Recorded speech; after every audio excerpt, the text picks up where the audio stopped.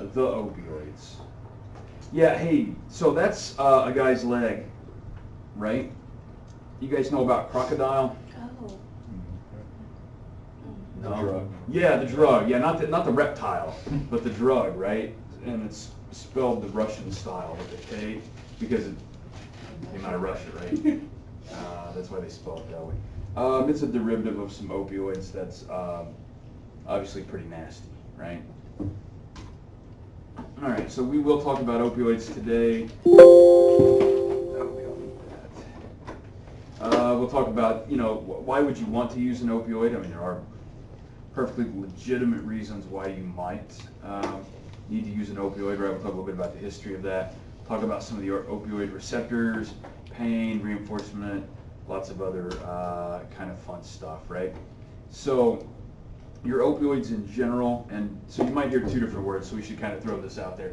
I'm not going to get too upset with you if you use the word opioid or opiate inappropriately, because I largely don't.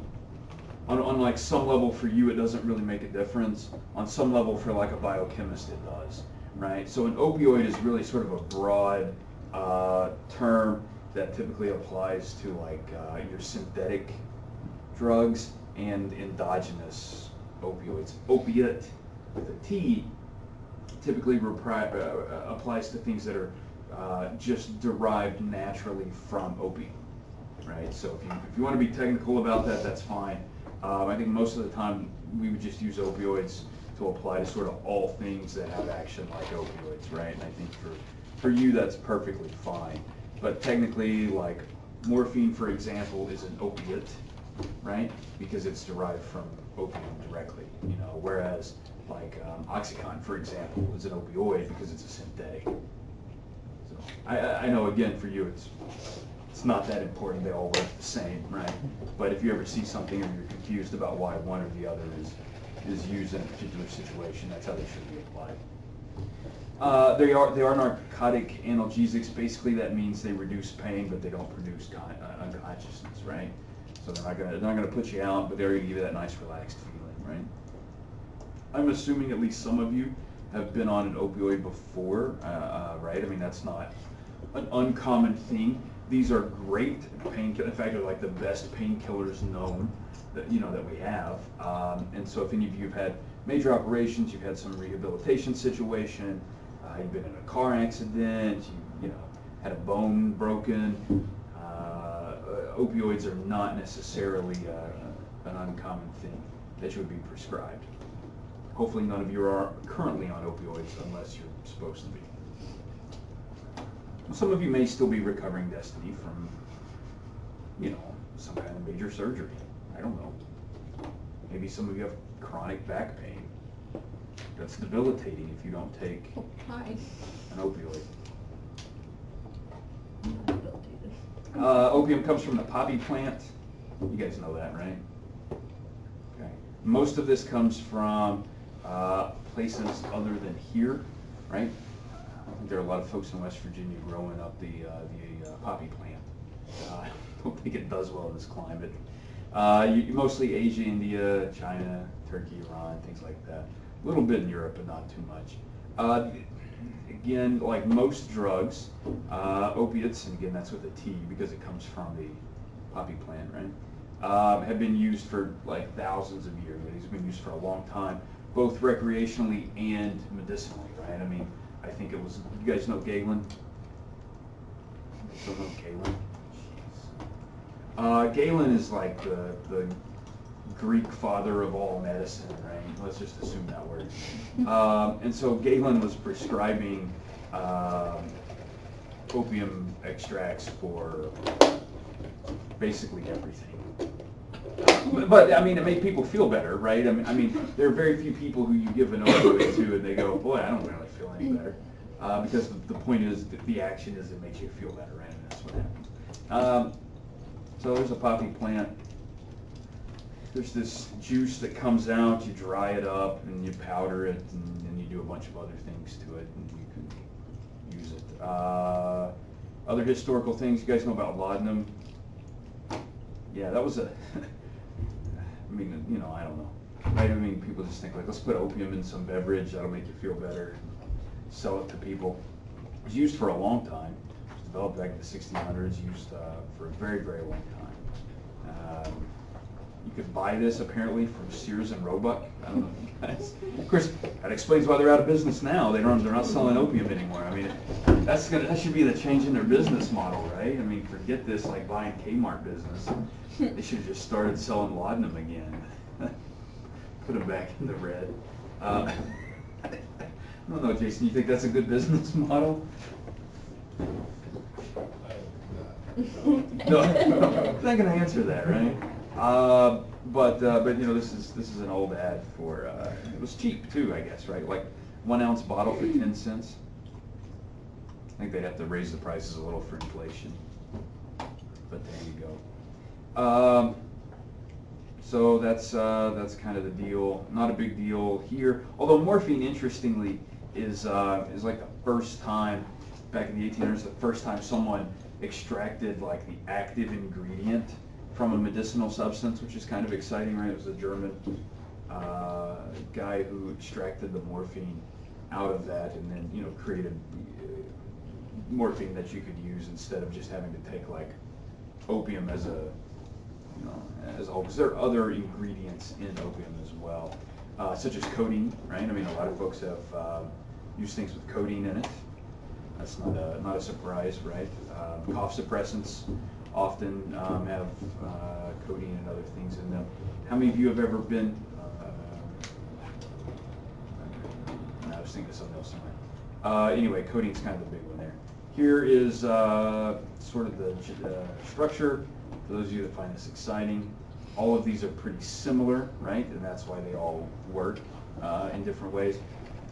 They sort of have different groups hanging off of them. They all have roughly the same shape, whether it's morphine or heroin, codeine or naloxone. We'll talk more about naloxone later, right? Obviously, that kind of has different action than the other three, right, Olivia? It's doing something different, but at the same time, it has to have the same shape because it has to compete for that same binding site, right? And if it doesn't have the same shape, it's not going to compete for the binding site. So it's got to have this sort of funky ring structure business.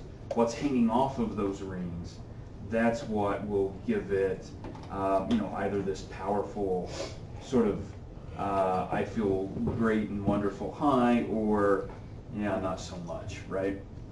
So it's the other groups hanging off of that are important, which is good, right? That we've isolated. It was actually quite a long time afterward that the structure of morphine was discovered, right? And that they were able to figure this out. But once they do, then you can start to build antagonists, right? You can start to build things that plug into that same hole but don't have that same action, or the action they have is not as powerful. And that's something we'll talk about later. There are a variety of opioid receptors. Primarily we'll think about the mu, the delta, and the kappa. All three of these receptors mediate different effects of the opioids that you're going to take. And if you were to design a drug that agonizes some and antagonizes others, you can potentially create something that has that great pain relieving aspect, but perhaps doesn't, stop you from breathing, which would be awesome, right? Or maybe doesn't have the same addiction profile as some other things, right? So that'd be kind of interesting. So is naloxone an antagonist to heroin because it has a greater affinity? Does that make sense? Yeah. So the affinity can be important, right? But what's more important is what's the action of naloxone, right? Okay. Right. So when it does bind, if they are, even if their affinities are the same, right? And they're both competing, or even if it's less, right? As long as it's competing some and knocking heroin out from activating sometimes, then you'll see some change, right? Heroin was actually developed, I think, by the Bayer Company. I know, right? I mean, you think about these things, right? Like, whoever thought heroin actually started out from a pharmaceutical company, right? I mean, we think this is a new story, Carmen, when we think about like the OxyContin, right? And we think like this is a new these big pharma, right? I mean, it's been big pharma for centuries doing this stuff, right? And sometimes it was based on ignorance. I think that's what you were dealing with when heroin was developed. I don't think there was somebody there just profit motivation, right? I mean, That might be what's going on now, and you have some of these interesting characters that are doing things, but there you go.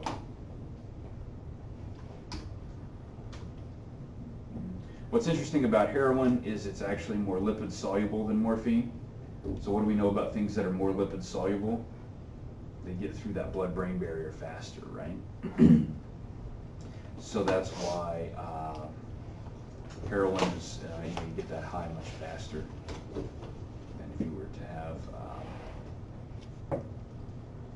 just morphine. In terms of partial agonists, right? So this is Destiny, a little different than an antagonist, but a partial agonist is something that's going to bind to the receptor but not going to work as well, right? And there are a number of these.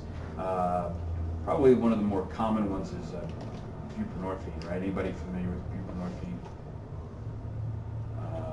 It's an opioid analgesic. They're not quite as good as morphine. They don't have as many side effects. They're less likely to cause dependence.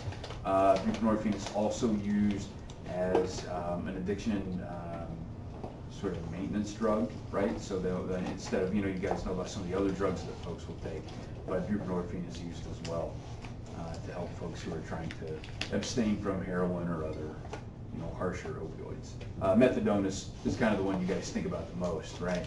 But buprenorphine has got some advantages over methadone. It's kind of interesting. Something to think about. Pure antagonist, here's naloxone, right? It's a pure antagonist. It's going to be structurally the same, but no efficacy, so it's not going to do anything. This is why naloxone is great for preventing the effects of, or reversing the effects of opioids, right? How many of you carry around naloxone with you? There's one person. Great. I have it at home. You have it at home? Yeah. That's helpful, right? Yeah, I had to pack it when I moved back in January, and it has stayed in the box. Yeah. So naloxone's pretty good, right?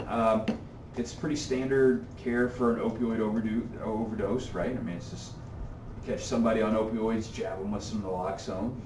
They don't die, right? It doesn't really do anything in the short term for their addiction, right? And the other things, when it's going on like stabbing people with naloxone, that's not going to help. What's one of the downsides of naloxone? Anybody know? They're raging.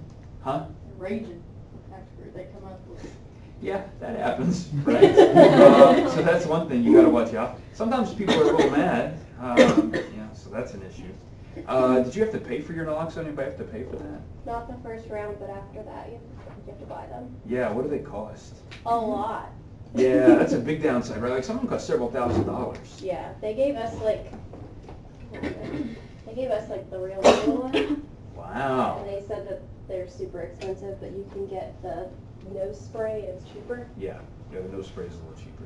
Still expensive though. Mm-hmm. We're still, we're not talking about something that's just everybody's going to be able to afford to go pick up and carry around with them, right? I mean, they're costly, and if you're trying to run, especially I think about some of these like nonprofit organizations, right? And run these shoestring budgets already. I mean, they don't have several $1,000s to drop for a dose of naloxone. You think about the fire department.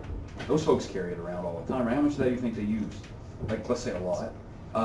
And how many of you pay taxes in the great city of Huntington? Yeah, a few of you, right?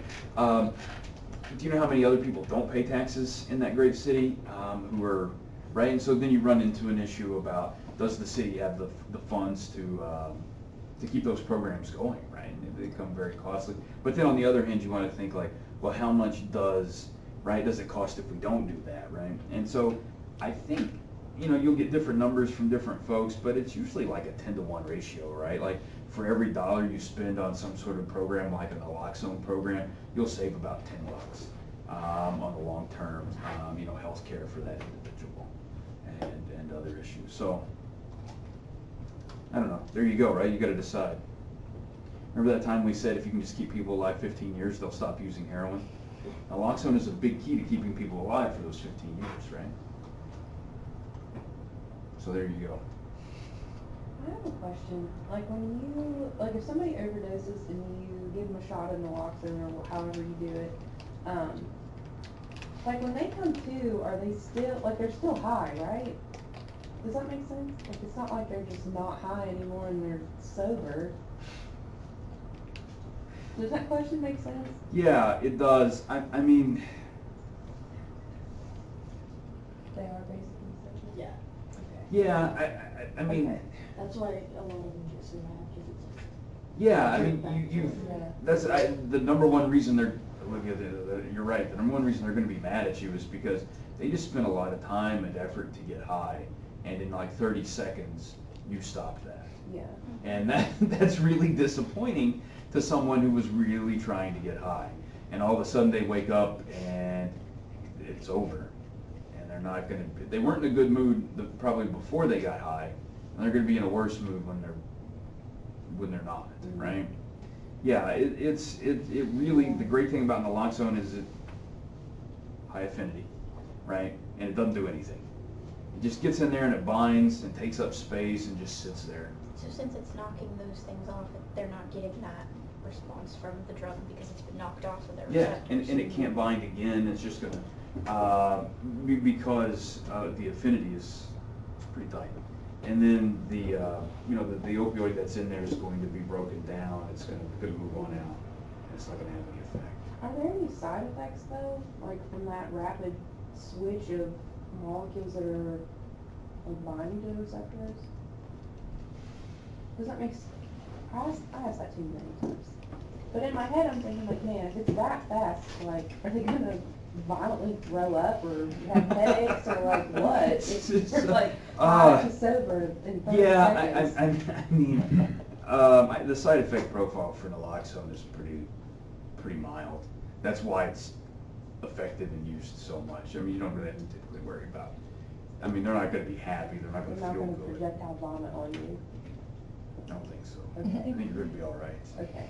Are you worried about this now? No, Are you going to I'm wear just- like a poncho with your? No, with your I'm naloxone? most likely not to be in a situation where I have to get anyone naloxone. But in my head, I'm just thinking like that's such a violent, not really violent, but such a sudden like is. change of things in the brain. Like I don't know, I just feel like my body would do something weird and throw up everywhere. I don't know.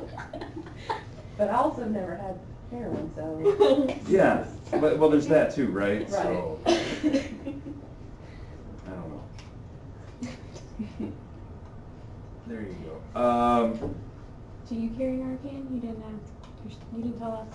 I don't. Grill us. I'm not a healthcare provider. This is true. Yeah, most of you in here aren't. He's like, I'm regretting that decision. I don't provide healthcare. She's just a friend. At best, I'm a friend. What else do we need to know about this? There are like take-home programs. So if you have someone, so there are like other like I'm not addicted to an opioid reasons to have naloxone, right? I mean, if you are on sort of a chronic opioid treatment for pain, there is the chance of accidental overdose, right? And so having something to reverse that is actually a good thing as well. So I think sometimes we don't think about those things, right? We just think about, oh, that crazy drug addict out there, and you don't think about like, there's actually some really awesome benefit to having naloxone for anybody who takes it. Huh? Just needed the drug to work. Yeah, right? I mean, like all kinds of stuff, right? I mean, maybe, again, you just had knee replacement surgery or something, but you have to get somewhere, right? Maybe being medicated on what you have is not the best for, before that, but having a little naloxone will get you there. So yeah, something to think about. So this is showing you, I don't think this is a real shocker to anybody, right? Like there's been a steady increase in overdoses with opioids, right? So there you go. That's happened.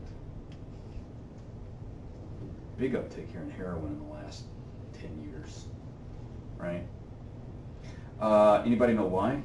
It's cheap. Yeah, right? They got all these rules about who can give you prescriptions now and where you can get those. They track those things in some like electronic database, Jason. You know what they don't track in an electronic database? Heroin dealers. I mean, at least not intentionally.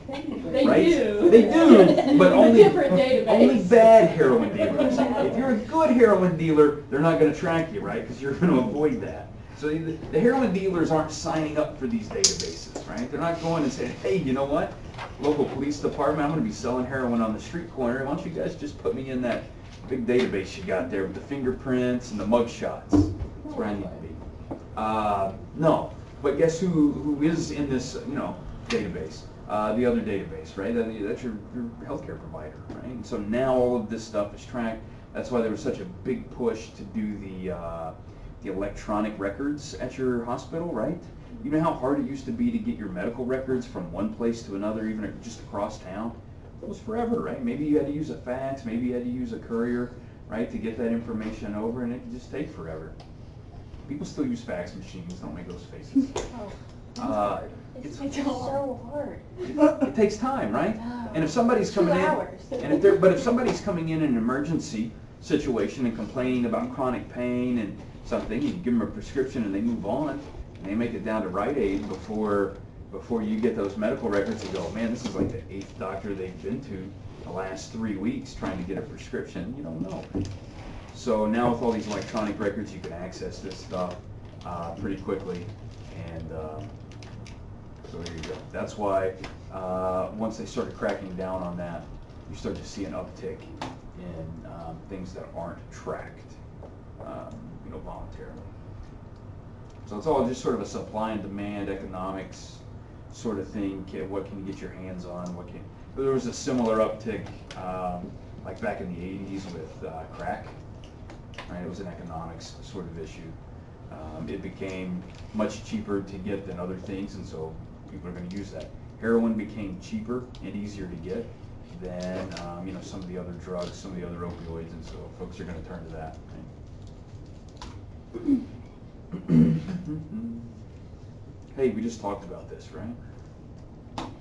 Societal perceptions of naloxone and drug use, and right? What's with these people? I don't know. I try to think about things like very fundamentally, Sierra, and I think about like if the whole point of what you're doing is to actually help people, then why aren't you helping people, right? I mean, like if that's the point, right? I mean, if that's the point, and naloxone clearly helps people because it keeps people from dying, right? So I think that's easy to. That's a great way to know if you're helping somebody is if they didn't die. I mean, just as like a baseline kind of measurement. Did what you do kill them? And then you probably weren't helping them much. There are some rare exceptions to that, right? So we could have a conversation about that if you wanted. What? That's why I'm doing therapy. Yeah. Kill them. It's the only way you guys are passing this program. Are there similar antidotes to other drugs that work like naloxone, like other families of drugs? So, sure. I mean, I don't think there is. There could be. I mean, I'm trying to think about this. Like who's got an antidote for ecstasy? I don't know, right? I mean, you think about these things. That's a good question.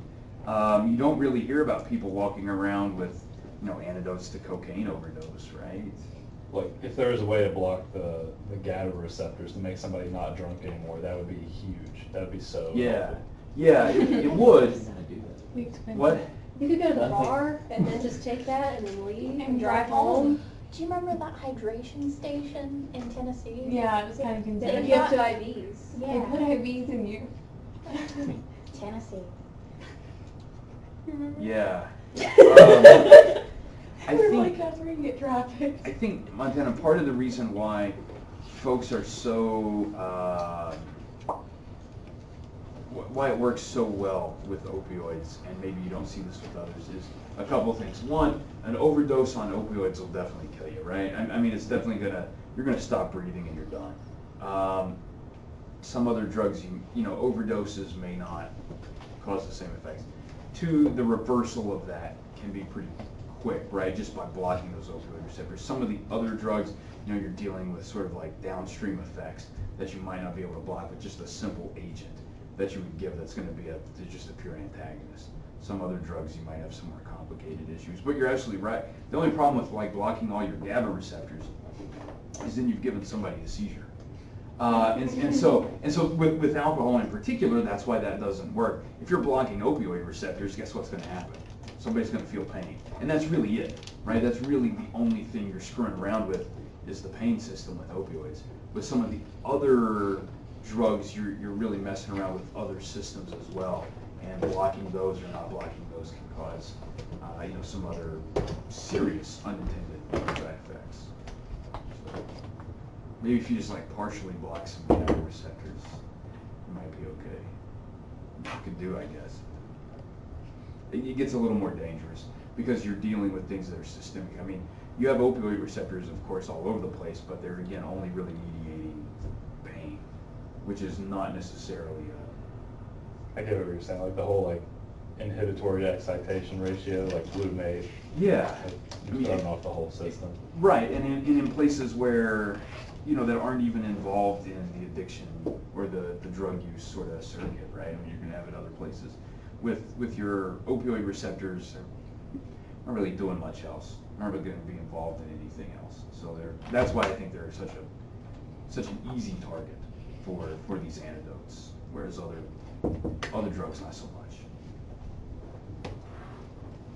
So there you go. You know what we should do? We should just constitutionally outlaw alcohol. I'm sure that would be an effective way. Has nobody thought of that before?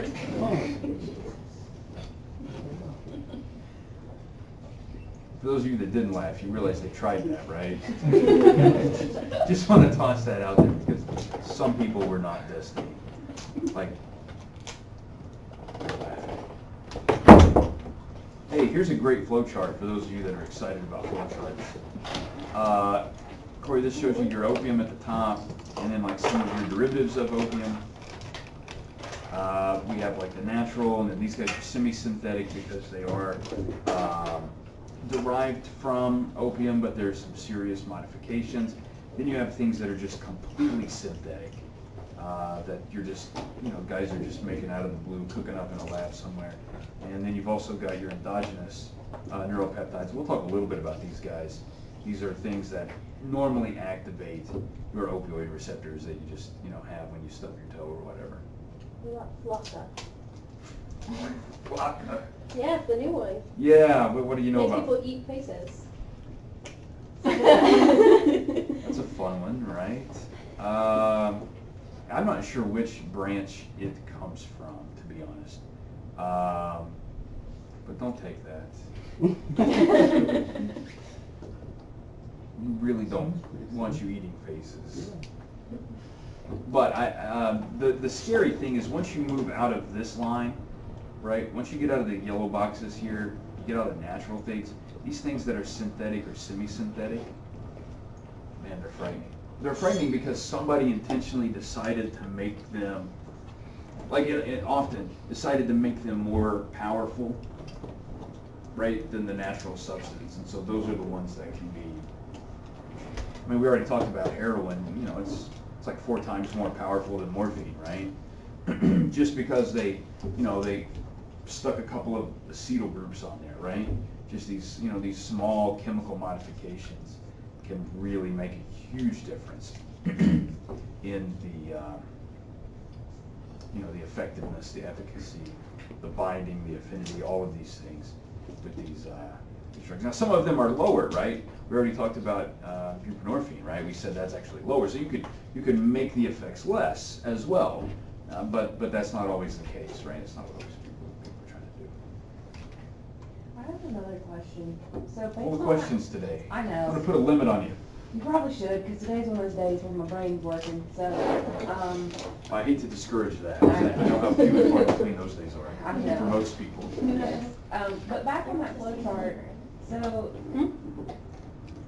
fentanyl and heroin are basically like the same thing. So when you lace heroin with fentanyl, you're basically just doubling up how potent that is. Is that what's happening, right? Yeah. So that's. So why would you lace it with the same thing? Well, Or something with the so same why thing? is not the question. I think the better question.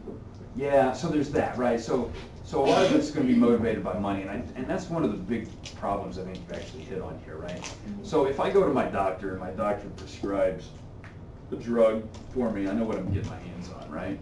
If me as a researcher, if I go to Sigma Aldrich or whatever drug company I want to go to, and I order from them, my little vial of cocaine that I'm going to use for a study or whatever, right? I know what I'm getting my hands on. When you go down to 8th Avenue, right, and right, Jason, and you meet, I don't know, Kenny G or whatever. I met this guy once named Kenny G on a bus in another city. It wasn't the Kenny G, believe me. And you don't know what's in there, right? And he's selling you something. I'm going to assume it's a he because most of the time it is, right? Despite earlier accusations of being sexist. I did not call you sexist. You didn't, but the person who did had moved, and they're right there. So it's just kind of, Oh, you're in the line. Most of the offenders in this case are going to be males, right? Not necessarily the drug users, but the sellers that back up, right? They may, that low-level distributor may not even know what's in it, right? And you might have to go back a few links in the chain to the guy who was cooking the stuff up and said, hey, Olivia, I'd really like to sell somebody some heroin, but I'd really also like to make a giant profit margin. You got any ideas about how we can do this? And you go, heard of this thing called fentanyl? It's more powerful, cut it with that. Oh. There you go, and that's the end of the story. That's the end of the story on their part, and that's the end of the story on the part of whoever took the drug to. So, yeah, I mean, it's not like you're doing it on purpose. A lot of people mix things in, and it's not just do they mix things in that are actually effective and similar to the drug. They'll mix other stuff in there too. You know what it is. If it looks the same, stir it in the pot and see what happens. Right? That's a real problem. It's a real problem for people, and I think that's, in my mind, I think I said in this class once before, if people are going to do things, one, we should make it as safe as possible for them, and two, we should try to make some money off of it. And I think there are a lot of programs that could be started where we could provide people with safe places to inject their drugs, provide them with, how many of you, if you were a drug addict, would love someone to tell you what was in the drug you were taking, right? Before you took it. And then you could realize, like, hey man, that drug might kill me, I better go try to get something else, right? And that could really help get you through remember those 15 years you have to get through before you just stop using drugs on your own? So I think that would be an interesting approach. I might be missing the point here, but if fentanyl is more potent than heroin, then why don't they use fentanyl instead? Some people do. More less cost effective. Some people do. Okay. You gotta build up your tolerance, man. Okay. Have you ever seen Intervention? There you go, Jason. But actually, fentanyl overdoses are really on the rise. Because again, you don't know what's in there. You don't know how much is in there. Somebody told you it was heroin. How much heroin do you take? I don't know, 10 grams. I'm just making up a number. But if that 10 grams is really, 5 grams of that's fentanyl, well, you're really taking, 25 grams, right? Or something. I don't know. It's not the right math, but you guys get the point. What else do we know? Snorting, heroin, that sounds like something.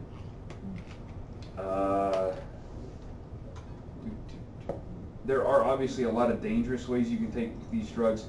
The slower acting ways are going to be safer for a variety of reasons. One, you're going to have more time to administer that naloxone antidote, right? Potentially, right? So if you're slower acting, you can do that. On top of that, it's your risk of overdose is not going to be as high, right? So you can kind of control that a little bit. But a lot of folks definitely, why are you taking the drug in the first place? Is to get that immediate high, right? And so you're going to try to, you're not going to take that like slow way of doing it. So you're going to skip into the, like IV injections and so forth, which can be dangerous. IV injections in particular carry like a whole secondary set of problems, right? Because how many of you can just like walk into your local pharmacy and go, hey, give me a pack of those heroin needles? It doesn't happen, right? And so where are these folks getting their needles? Maybe they're getting them from somebody else, right? And they're just reusing those needles, trying to save, because you want to save as much money as you can to use on the drug, right? I mean, the needle itself is sort of some secondary device that's not really giving you the high. So why would you invest your money into that, Sierra? It doesn't make any sense, right? I mean, from that perspective, right? I mean, when you're at that point. So that's why these like needle exchange programs, some are more effective than others, right? But any of those that you can do are probably going to be better than nothing, right? The worst thing that could happen is you're continuing to cycle these contaminated needles around in this community, and then you get folks who not only have a drug addiction, then they have, you know, hepatitis C. So you got that to worry about. So then that's like a whole second extra set. What is skin popping? It's like subcutaneous.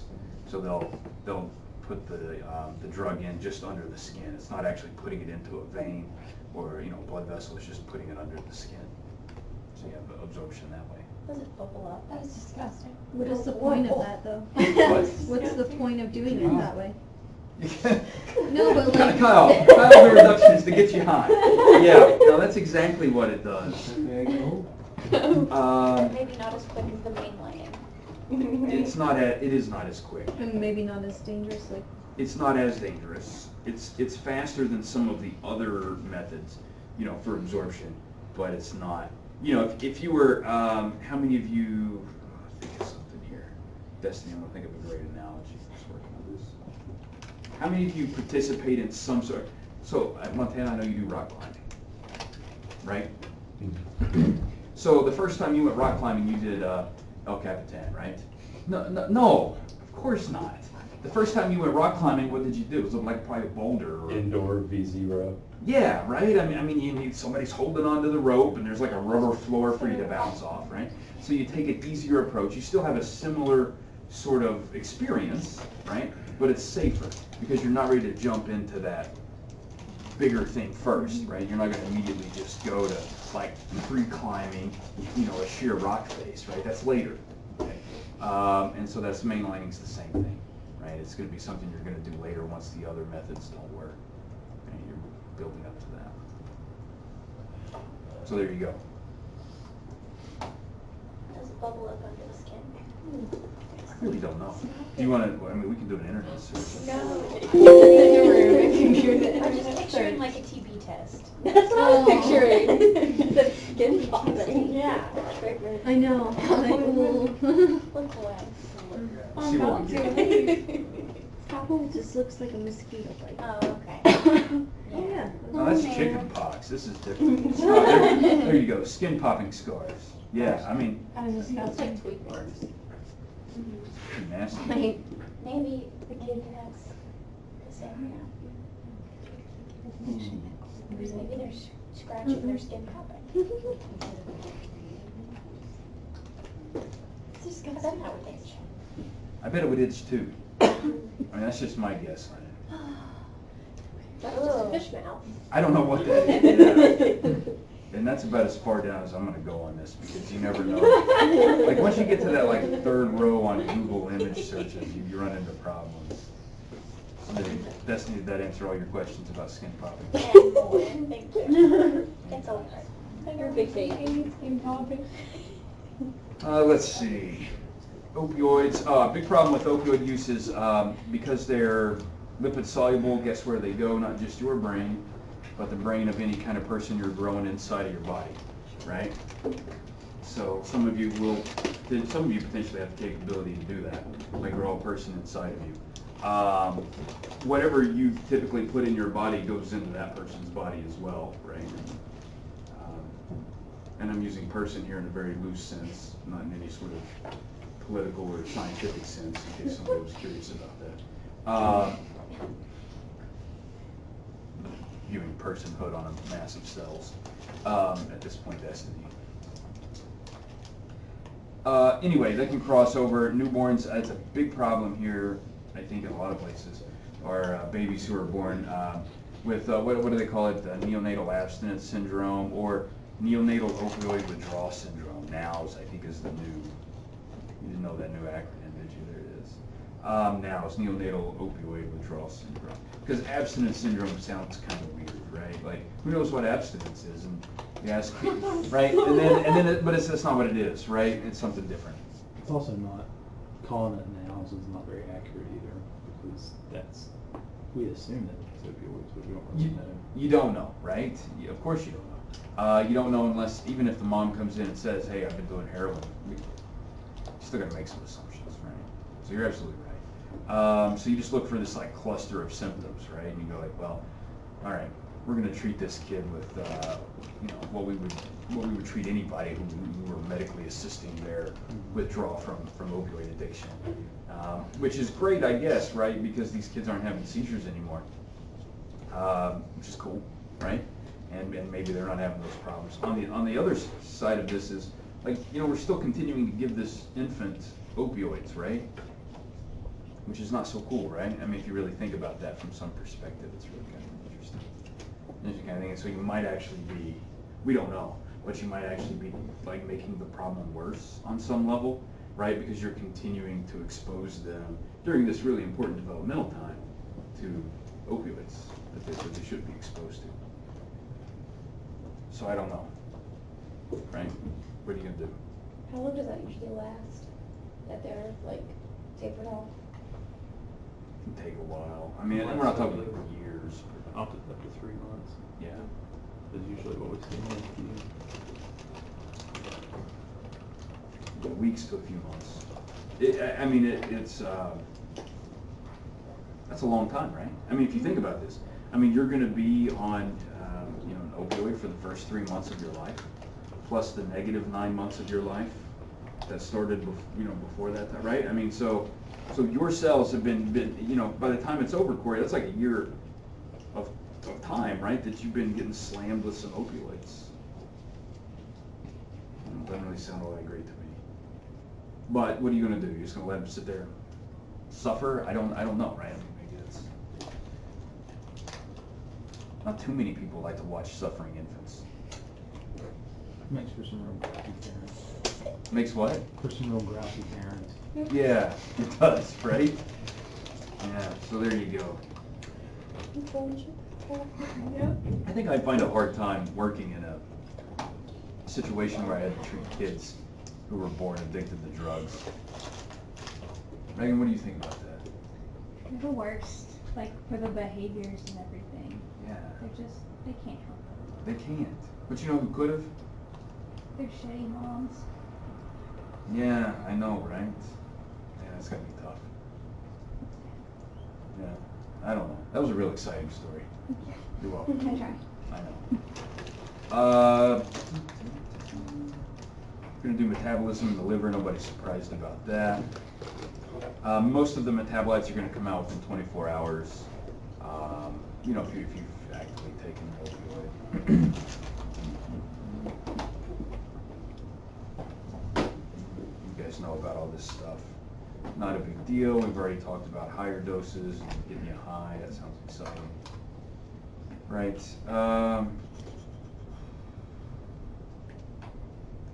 Morphine does, so if you do want to think about, I know you're really excited about projectile vomiting.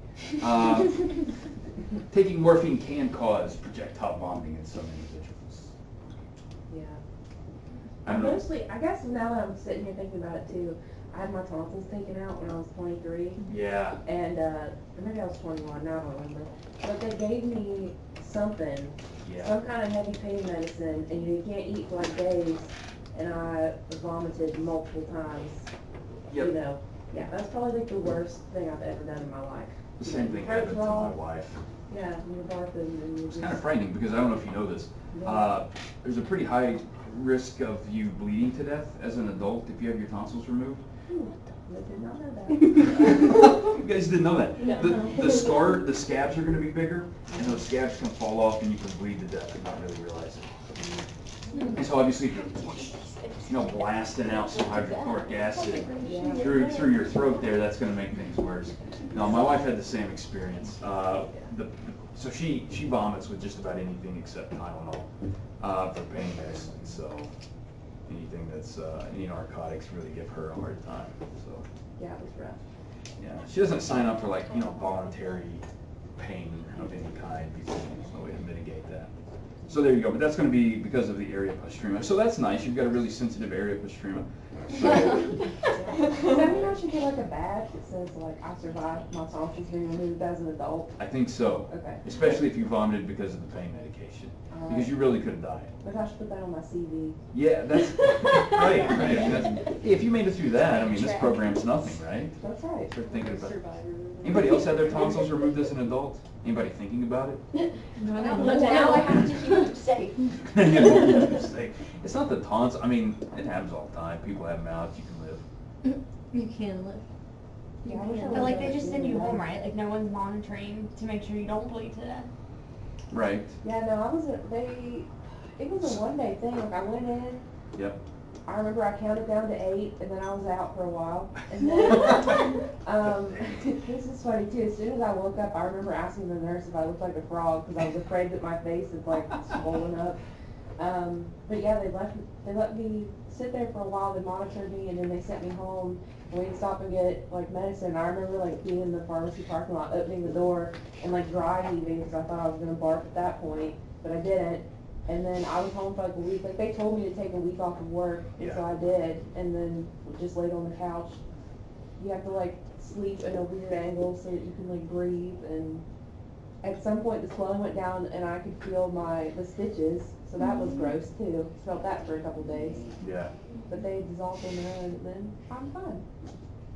See? Now you're Happy, a healthy adult. Yeah, I'm a survivor. What if you take your pain meds and then you fall asleep and then your scabs fall off and you just bleed out?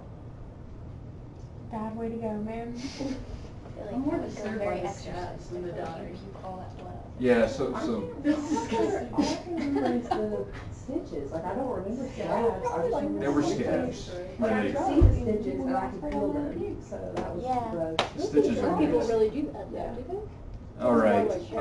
Morphine also shuts down your respiratory center. This is really what causes death in overdose cases, right, Jessica? Is that you stop breathing. Stopping breathing will cause death in almost any situation. But it's just a heads up. But it's morphine has that sort of inhibitory effect on the brainstem, on that respiratory center in the brainstem. And so when you overdose, you just stop breathing. Yeah, there you go. Has some effects on the GI tract. That's exciting, right? This is why, folks, you see these commercials all the time for medications to help people who have opioid-induced constipation. You know what they call it? OIC. Oh, it's like a snail, right? On some commercial, this guy draws a snail. I mean, you've seen that commercial. Not a big deal.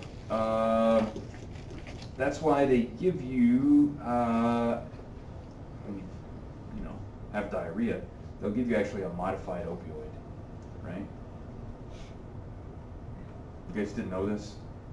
Now you know, right? Some folks will try to take, high doses of these anti-diarrheal medications so that they can get a high from that. And it can happen. It'll happen. I mean, you take enough of it. I don't know how much you have to take, but so there you go. I feel like there's just better ways. Like, we could weigh the cost. There's a lot of better ways. Yeah, I mean, I feel like though, I mean, but the cost of benefit for you right now, Kristen, is all monetary, right? 'Cause you, Not pooping. yeah, but I mean, you're not factoring in like the massive amount of dopamine you're going to get from this if you're a drug addict, right? That's an important benefit. The cost for them, it doesn't really matter. I mean, at that point, right? Once you're getting this massive dump of dopamine. No, you're not shitting your pants. That's not like not shitting your pants. Yeah, then you're going to get stopped up for a while. I don't think that's probably worth it. Yeah, I mean, if it was a laxative, that's a different story, Yeah. right? I think that's worth it. Yeah. Maybe if they took A lot of people do, Because then obviously. they could just deactivate and relax. Yeah, well, yeah, what if you just take a laxative with opioids? Jeez, we should. Yeah, I mean that works. That's why they have these. Like, the problem is the way that morphine kind of works. Some like traditional laxatives won't be effective, right? So like just taking some milk of magnesia or something might not, or Metamucil is not gonna help you out very much. So you're gonna have to, because it's like motility issues, right? So there you go. Not a big deal. What is this? This is like binding in the GI tract of a guinea pig. I don't know how excited you're going to get about that. Somebody mind? Anybody have a guinea pig? You know they eat those in South America. Isn't that exciting? Yeah, churches ask you to buy them for people. Ew. Like, donate so-and-so so Omar can get a guinea. Ew. It's a thing. We can't mess with Jesus. It's weird shit. Well, there you go. We've already talked about mu, delta, and kappa. There's also this newer sort of receptor that's been identified, nociceptin, orphanin, FQ, the NOPR. R is for receptor there. So that's exciting. We should talk about the mu receptor a little bit. This guy has a really high affinity for morphine, right? And it's located, typically you're going to find in the medial thalamus, periaqueductal gray, median raphe, the spinal cord. These are all areas that are going to, when they're activated with this, with any opioid really, they're going to produce analgesia. The positive reinforcement aspect of this, Jessica, comes from the nucleus accumbens. Favorite one. Yeah. Cardiovascular issues, we already talked about brainstem. That's where some of the vomiting problems occur as well if you're on morphine. And then any of those like sensory motor sort of issues that you have are going to be located in the thalamus and the striatum. Again, sensory nucleus with the thalamus and the striatum is going to be responsible for like coordinated movements. So not too much of a surprise where you find the mu receptor. In the brain, you've got your delta receptors. Primarily, these are going to be in the forebrain, which might be responsible for olfaction, some issues with olfaction, motor integration. Again, reinforcement is going to be going to play a role there with the delta receptors as well. Some cognitive issues, so you can kind of see where those guys are located. And your kappa receptors. Okay. You have this sort of, how do we find the kappa receptors? There is an analog, an opioid analog that actually gives you hallucinations and dysphoria. So that sounds, everybody loves dysphoric hallucinations, right? Those are the best kind. No, that's not true. These guys, again, striatum, also in the amygdala, hypothalamus, places like that.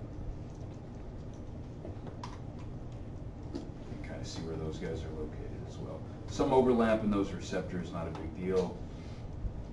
Your NOPR receptors, these guys are going to be all over the place out in the cortex, your limbic areas, like limbic cortex, so forth, thalamus, other places. That's going to be related, again, to a lot of the same functions, but also some neuroendocrine issues.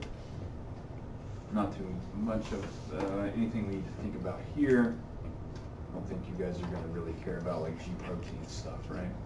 As exciting as that might be. This is actually what they think the delta opioid receptor looks like. I know, right? It looks like a bunch of purple dots in a row.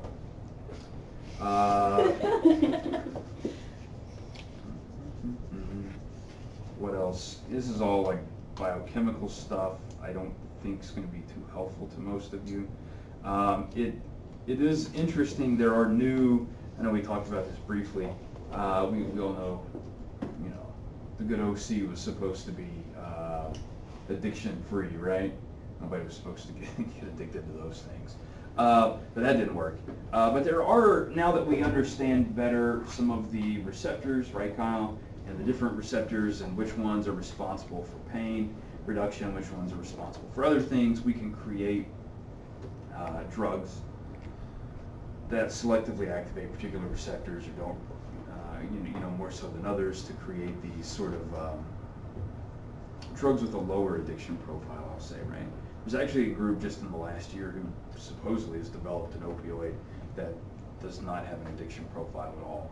They tested this in rats, which is pretty fascinating. That these rats would not, just like self-administer the drug if they weren't feeling any pain or anything. It's really kind of an interesting story. And they just had made some chemical modifications,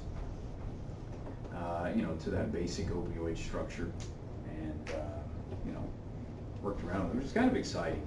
That we have that sort of specificity with what we can do with drugs. The problem is still those other drugs are still out there, right? I mean, a number of these drugs are not. You don't have to be like a pharmaceutical company, obviously, to make some of these drugs. So there's always going to be some secondary market, for these substances. That's exciting, right? Don't worry too much about this stuff. This is basically what I told you, but like some detailed stuff. And there's a graph about constipation for those of you that are interested. Because one of the things you want to do is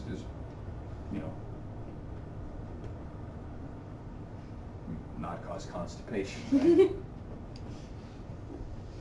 So this is how much, just in case you want to read this is like how much poop you create over time, right? And so if you notice with morphine, you don't create a whole lot at all. If you just give somebody saline, well, you just create a normal amount. But with this particular drug, this PZM21, it create a little bit more, right? So that'd be nice, right? If you were trying to give someone, we're not really thinking about like the drug abuser in this case, we're thinking about someone with like chronic pain, right? And if you have to treat someone with chronic pain, you don't want to also have to treat them for chronic constipation, so that's great. But you also don't want to have to treat them for drug abuse later, right? So if you can kind of work on that.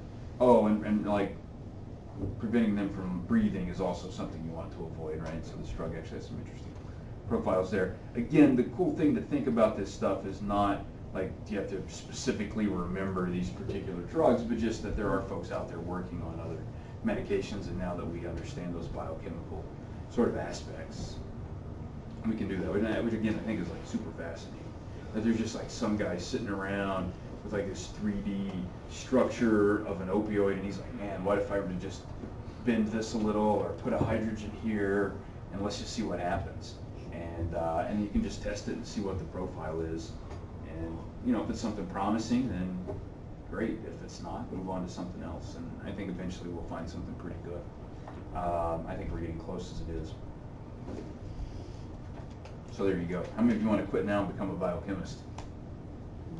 No hands went up on that, right? Why is that? Nobody's excited about biochemistry.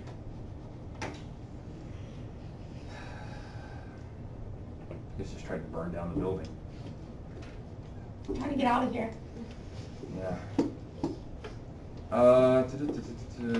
What about endorphins? There are a ton of endorphins, right? They work at your opioid receptors. Okay. You have these larger sort of like propeptides. They get chopped up into the smaller things that actually start working on your opioid receptors. Don't think this is probably too important to you. It's still kind of interesting, right?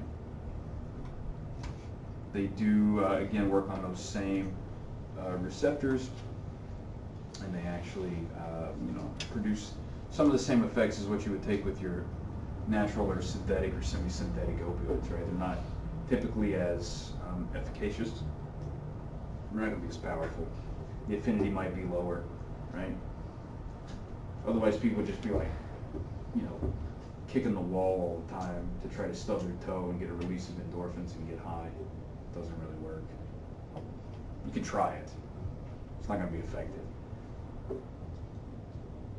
Now I'm thinking about, Jason, what if someone has this like genetic anomaly where they overproduce endorphins, right? They become addicted to kicking a wall. That's interesting. I was thinking it might play a part in why people do cutting to relieve stress. It's a possibility. I hadn't really ever thought about people cutting, but that's just because I'm not that interested in it. I mean, it's just not my field, right? So it's not something I typically think about. You guys probably think about that, right? I mean, but absolutely, right? I mean, it's a possibility. I was going to ask about that, but I was going to wait till the end of class since it's not related to opioids. But I was just curious, like if someone, I told you today my brain is working. We got Shaggy Cassie today, so that's awesome. When do I get silent Cassie? That was this morning, so you missed out on her. She'll probably be back tomorrow morning. But I recently worked with a teenager who has cut for 4 years, and it used to be a way to cope with depression and being upset and everything, but now at this point she does it because she likes to watch the blood run, and she will use just about anything to cut, like, wow. Yeah, it's like you almost have to watch her at all times, otherwise she's going to find something to cut with, like staples. She was taking staples out of magazines and like using that. But the way that she talks about it, like I conceptualize her as someone in active addiction, and so I was thinking about like which areas in the brain must be like firing and like working for her. Yeah, no, I mean this could easily, I mean if you think about it, so let's say she had some depression, let's say she did start cutting, that does release some endorphins, she feels a little better, right? You start to build that positive feedback loop in the nucleus accumbens, right? You're not going to say it, that's fine. So for me, you know, as I think I said before in this class, I don't, you know, neurologically there's not a big distinction between like a behavioral or a drug addiction really, right? As long as the ventral tegmental area is activated and that's dumping dopamine onto your nucleus accumbens, you're going to repeat that activity, right? And then that particular activity can be reinforcing in and of itself. You know, at first maybe it was causing, you know, some sort of secondary mechanism there with the endorphins, but then it's going to become, you know, you keep doing that over and over and over and over again, and it can become rewarding in and of itself. As a side note, did you see that HBO series Sharp Objects? No. Yeah, somebody did, I've right? heard about it. Yeah. Did you watch it, Jason? Yeah, we talked. Did you finish it? Yeah, I did. I still don't know why they skated all through it, but I don't know why they skated either. That was weird. But I'm going to tell you this. Episode number 1, I knew who the killer was. Yeah. That's how good I am. I did. It's a mystery. It's like, how many episodes? 8 episodes? At the end of the first episode, I told my wife, that's the killer. And she said, no, I don't think so. You just wait. It's like, I know how this works. Who's the killer? No. Don't Yeah, spoil no. I don't even remember what her name was. No, Okay. it's a female. Damn it. Destiny. It's not so. If you watch the first episode, it's not surprising. You think it's a female. There's like some guy who thinks it's a guy, but you realize pretty quickly he's an idiot. Right? I mean, it's just like just the sheriff goes, it must be a guy. And then you realize like, no. And if you don't get that in the first episode, you're not going to get the rest of it. But then I go back and forth, Jason, deciding whether or not that was a good show. Because it was like, if I figured out that quickly who the killer was it really that good? But I kept watching it even though I knew who the killer was. I think you have your answer. I think so, right? If I kept watching it, it must have been pretty good. Although my PhD advisor once said, you know you're a good scientist when you'll watch a bad movie until the end just to see what happens. So I don't know. I don't know. That might have dropped the threshold a little. All the same. It was weird, wasn't it? It was probably one of the weirdest shows I've ever watched.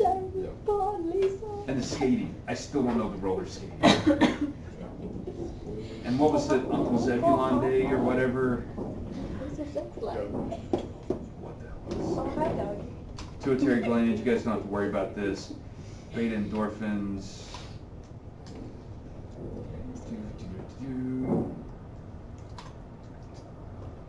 Here you go. Here are your receptor subtypes. Here are your endogenous sort of ligands that work on those.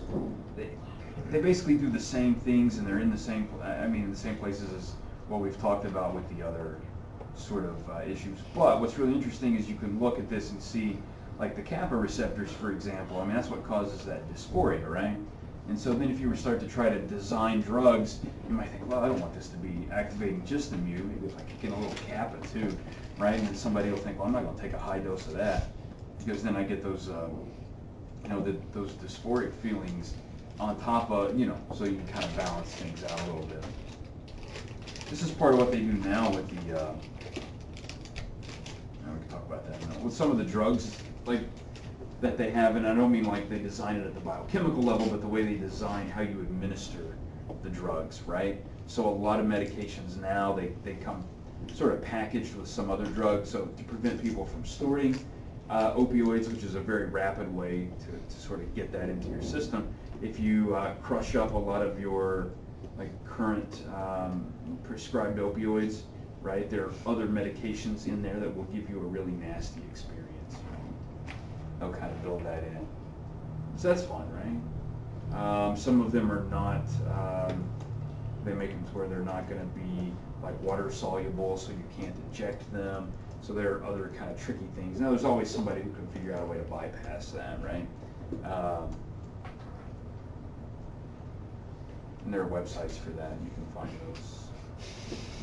Which sort of becomes a problem for, you know, like other medications, right? Like if you have to give these to kids or something, and you have to like create a smaller dose, there's some necessary reason for that, right? So you can see why you could legitimately be trying to figure out how to circumvent some of the safeguards on these drugs. That's exciting, right? How do your opioids work, right? Basically, they're just going to inhibit nerve activity. That's not a surprise, right? I mean, if we're just like stopping pain, well, how are we going to do that? Well, we're going to inhibit those pain signals, right? So you can do this with this postsynaptic inhibition. So basically, you can open up your potassium channels, which is potassium's on the inside. So you're going to start letting that potassium leak out, right? So that's going to like pull you farther away from firing an action potential. So that's exciting. You can actually close off calcium channels.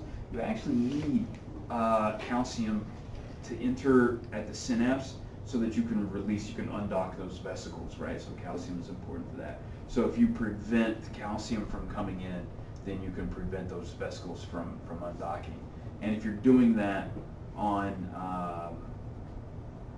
you know, on the right cells, then you can prevent them from firing. And then you also have your autoreceptors, right?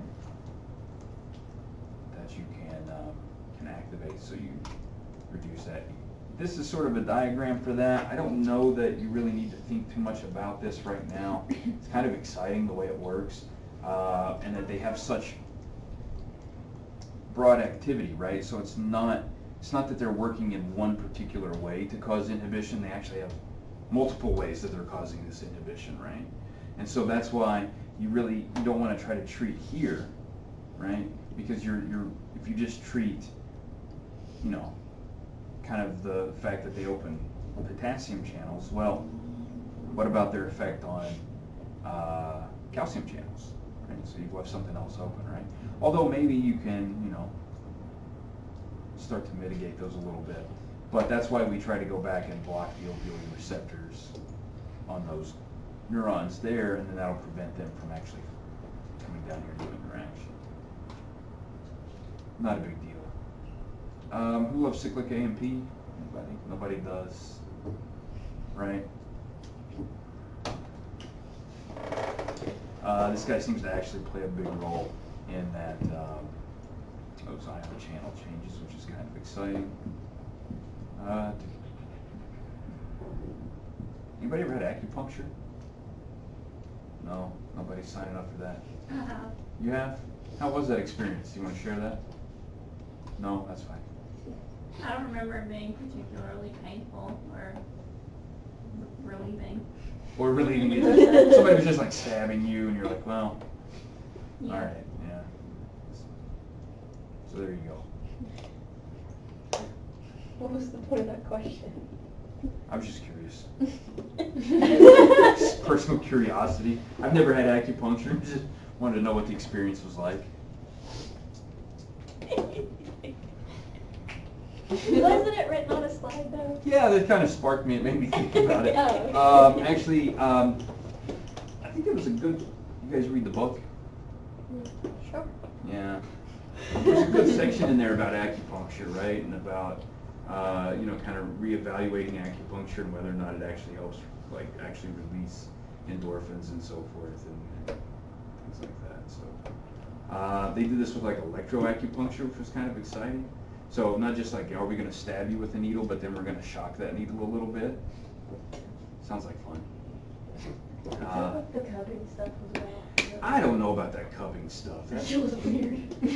I was reading about it because I didn't understand it. Yeah. And they said it just like pulls out blood that is clotted in different parts of that part of your body. That's why you bruise differently, like across your body. I Yeah. don't think there's any evidence that actually works. No, because I was like, well, couldn't they just be pulling all the blood from that area? Like if you put the cups there first and then there's no blood left at that area? Like, Just have a hump on your back. Sounds like a little bit of science. What's the It goal? is. Like, to feel Weight better? loss. It's to increase like blood flow or something, but oh, there's all kinds I of think you would run the risk of like rupturing capillaries and Helping stuff. your faces. And you look weird because you have all those spots on you. And then people will think you have like a disease.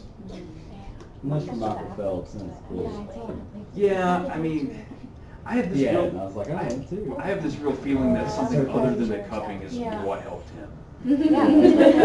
I don't think that cupping is what put him over the edge, you know? It was the marijuana. Yeah. Yeah. That's definitely, I mean, yeah, I changed his buoyancy in the water or something, I helped him. Very scientific performance enhancing. Yeah, I think being 83 feet tall, having a wingspan like a mile probably long. helped, you know? And like the thousands of hours of training, that probably played a big role as well.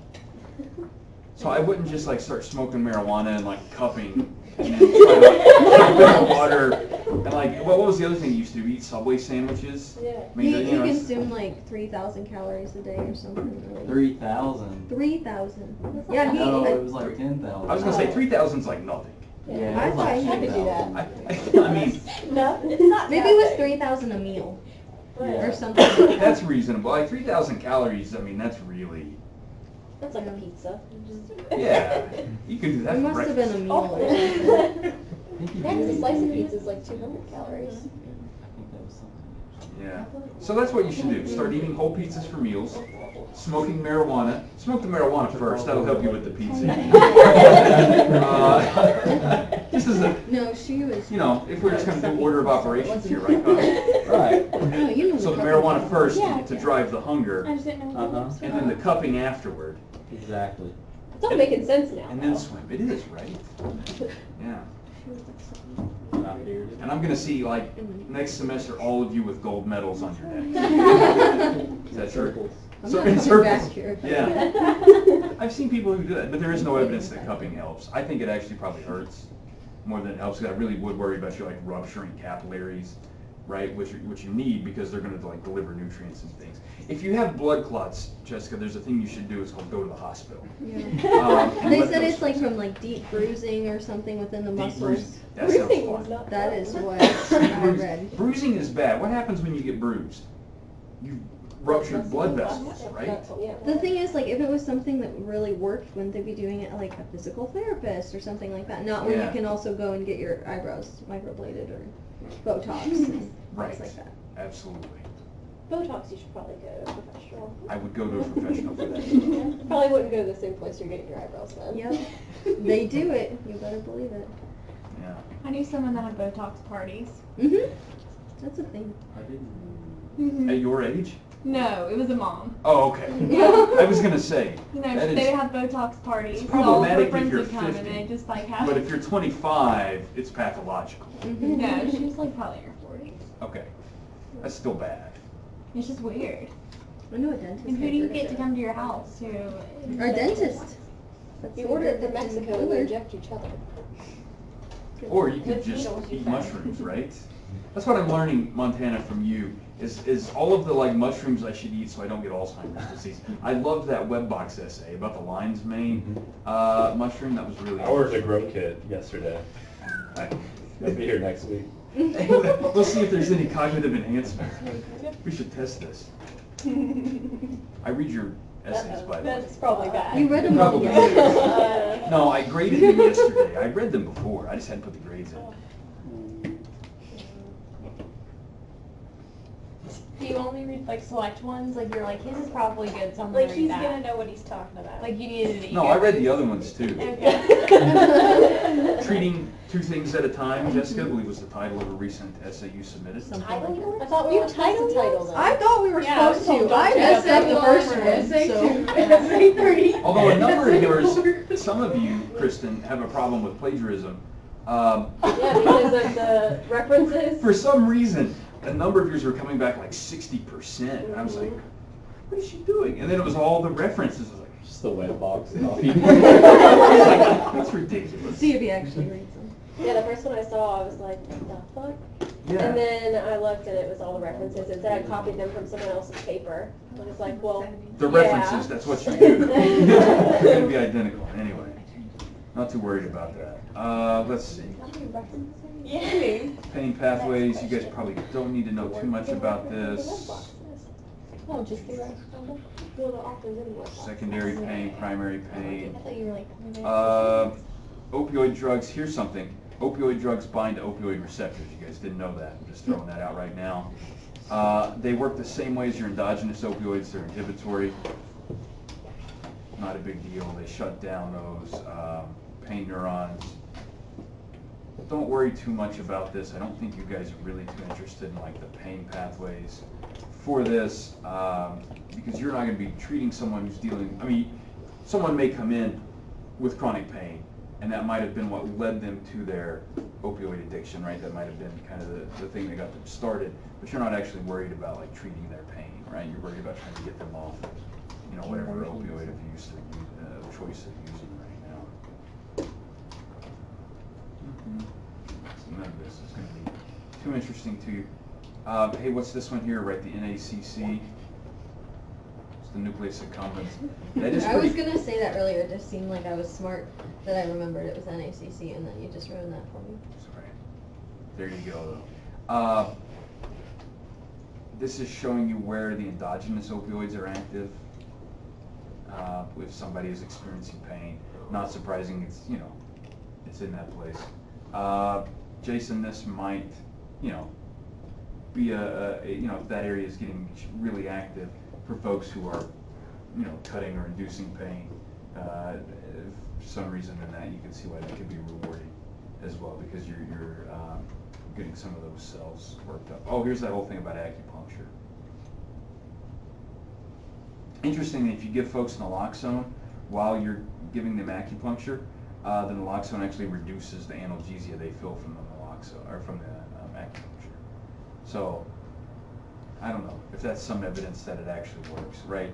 Like maybe the acupuncture is releasing some endorphins and the naloxone blocks that particular effect. Do they know they're getting the naloxone or no? If it's a good study, it's going to be a double blind, so they're not going to know. But you have to worry about placebo effects, right? Yeah. Otherwise, yeah. No, they wouldn't know in this case.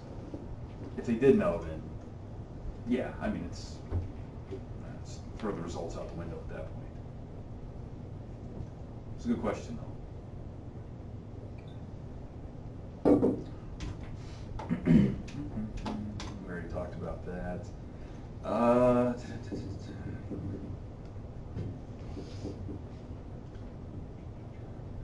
What else can you do? This is kind of an interesting approach. If you want to increase like the activity of your endogenous opioids, you can actually inhibit the enzymes that break them down, right? So that's kind of a cool way to treat pain too, right? Instead of prescribing someone an opioid, you can give them something that would reduce the activity of their enzymes that break down. That might be better. That would reduce the sort of addiction profile, right? Again, because the endogenous opioids are not going to be as powerful as morphine. You can just like boost your endorphin levels. It's kind of cool.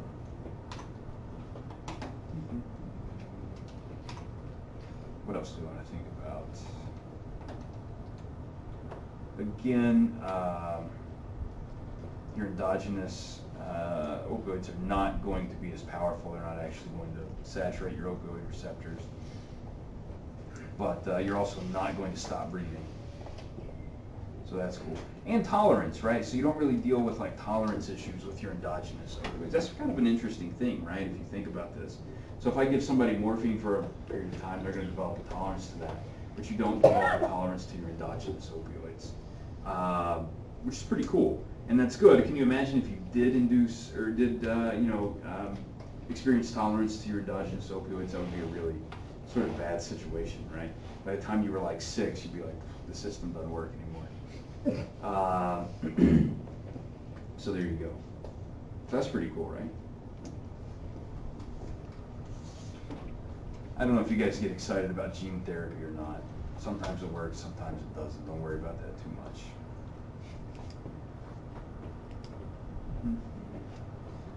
What if we're activating mu and other receptors? We talked about this a little bit. There are ways you can do that. The mu receptors, when those are activated, that's going to really kick in the reinforcing effects. It also really kicks in the analgesic effects, right? So that's kind of good, but it's also kind of bad. So you've got to be careful. Sometimes you can, activate other receptor classes as well that can be somewhat effective, but not as effective. Oh, yeah, we know about those physicians, high-intensity opioid prescribing physicians, right? There have never been any of those in this state.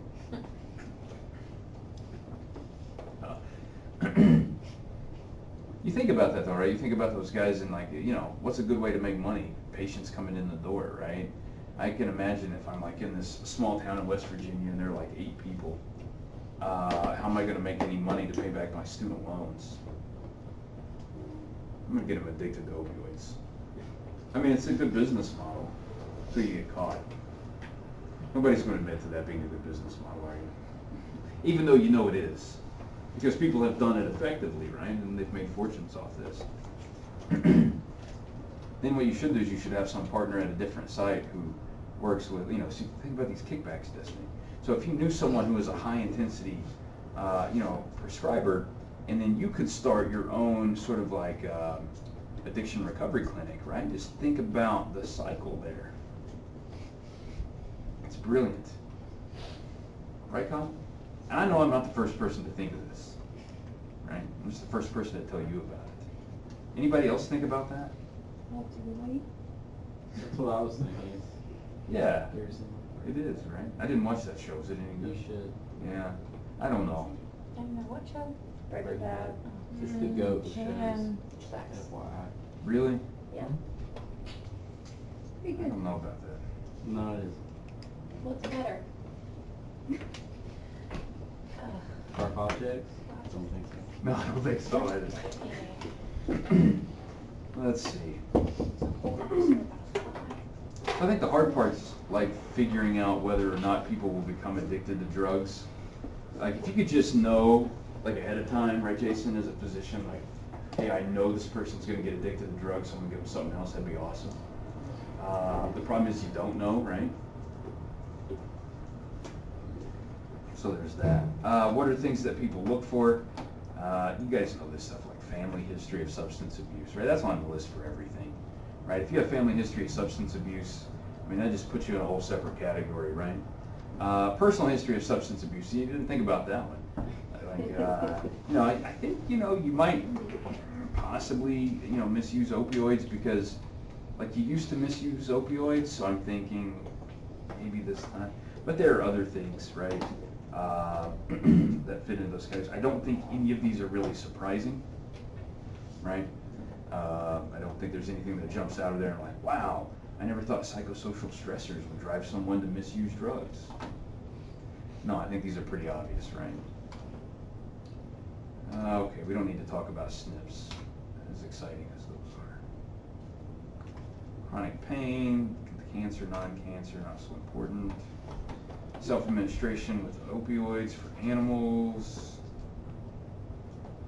Animals basically take opioids about the same way humans do, right? I mean, if you get an animal addicted to opioids, it's not a big deal. Again, Jessica, this one's just for you. It starts right there in the ventral tegmental area and goes to the nucleus accumbens, right? Once that gets activated, we're talking about an addictive behavior. Not a big deal. What's interesting though is the kappa agonists actually produce the opposite effects there, right? And actually reduce dopaminergic activity. That's why those kappa when the kappa receptors are activated, remember we talked about the dysphoria that you could experience, right? And that's exactly why, because they're actually going to knock down that dopaminergic activity. The problem is you don't want to give people like kappa agonists all the time, right? That's not going to make them feel any better. Wait, so we're gonna treat your pain, but simultaneously we're going to put you in this dysphoric state. I don't know that that's really moving someone forward, right, and making their situation better. So you kind of have to be careful. But there you go. That's exciting.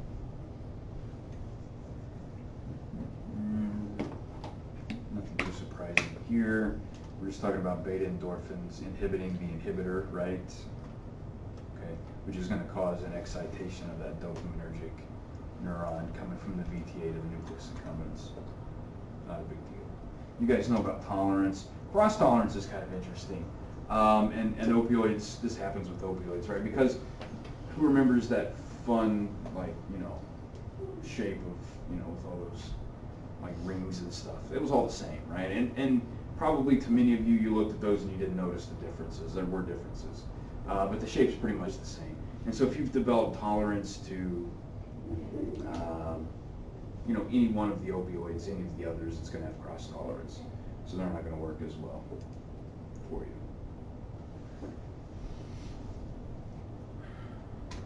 So does that mean if you do,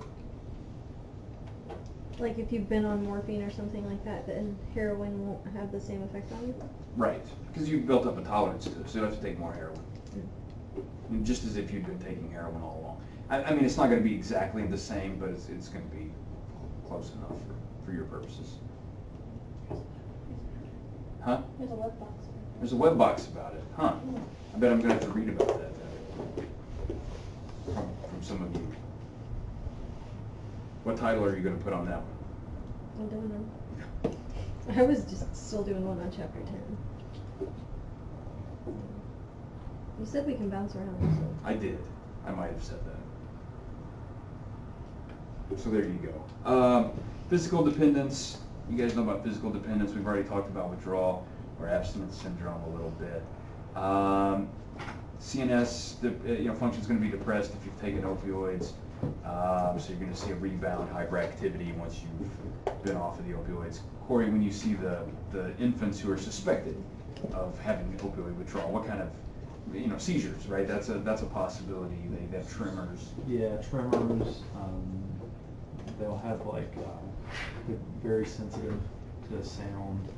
Right, absolutely. So things like that. And there's almost parallels that you would see with adults most of the time. It's it's pretty much exactly the same. Same mechanisms going on, right? Lots of GI problems. Yeah. Yeah, which direction? What do you mean?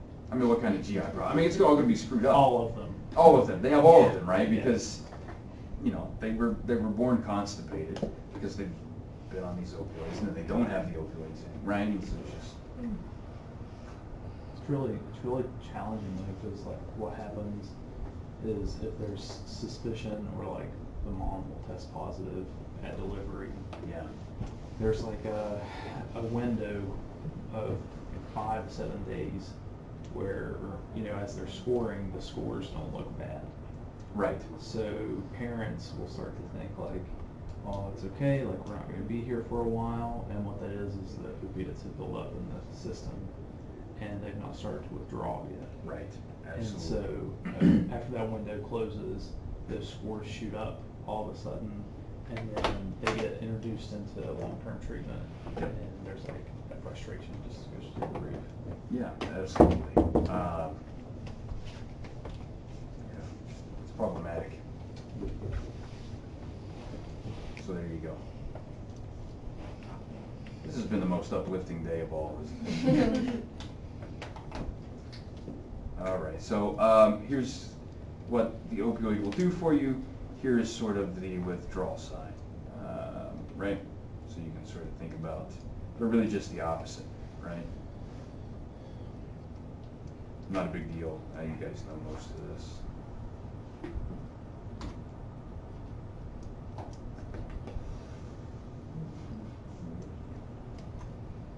Not a big deal here. Things are different. These are acute effects in withdrawal. It's not, not anything that should be surprising. Obviously, the intensity of the withdrawal with heroin is pretty high because the acute effect is pretty high, but how long that actually kind of lasts is less, right? Methadone, on the other hand, you have milder effects. Initially, you have milder withdrawal symptoms, but those symptoms can last for a very long period of time after you've taken the last dose. Detoxification, that's when you, those abstinence signs end. We say, hey, you're detoxified at this point. Great job, you're ready to go out in the world on your own? No. Not quite, right? You have to worry about other things at that point. Not a big deal. You guys know most of this. You guys know about oxycodone, right? Which the original oxycodone did dissolve in water, and that's why it was injected. Since then, they've been trying to make other versions that are not as water soluble. We already talked about fentanyl, carfentanil, which is used as a large animal tranquilizer. That sounds exciting, right? And if you guys have like a bison at home you need to put down. Why do you guys think that was funny? Some of you may have a bison, right? Anybody have a bison farm? That's a thing, right? There are people who eat bison burgers. If you go towards Athens, What? if you go towards Athens, there's a bison farm. Or Really? there was. Huh. There's one on my way here. I try Not to like go here, towards but from Athens home if I here. can help it, But you come to Huntington. but yeah. See what happens.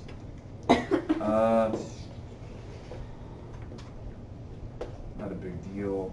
This is kind of exciting, right? It's just like 2 bottles. But this shows you like how much heroin you need, and this shows you like how much fentanyl you need.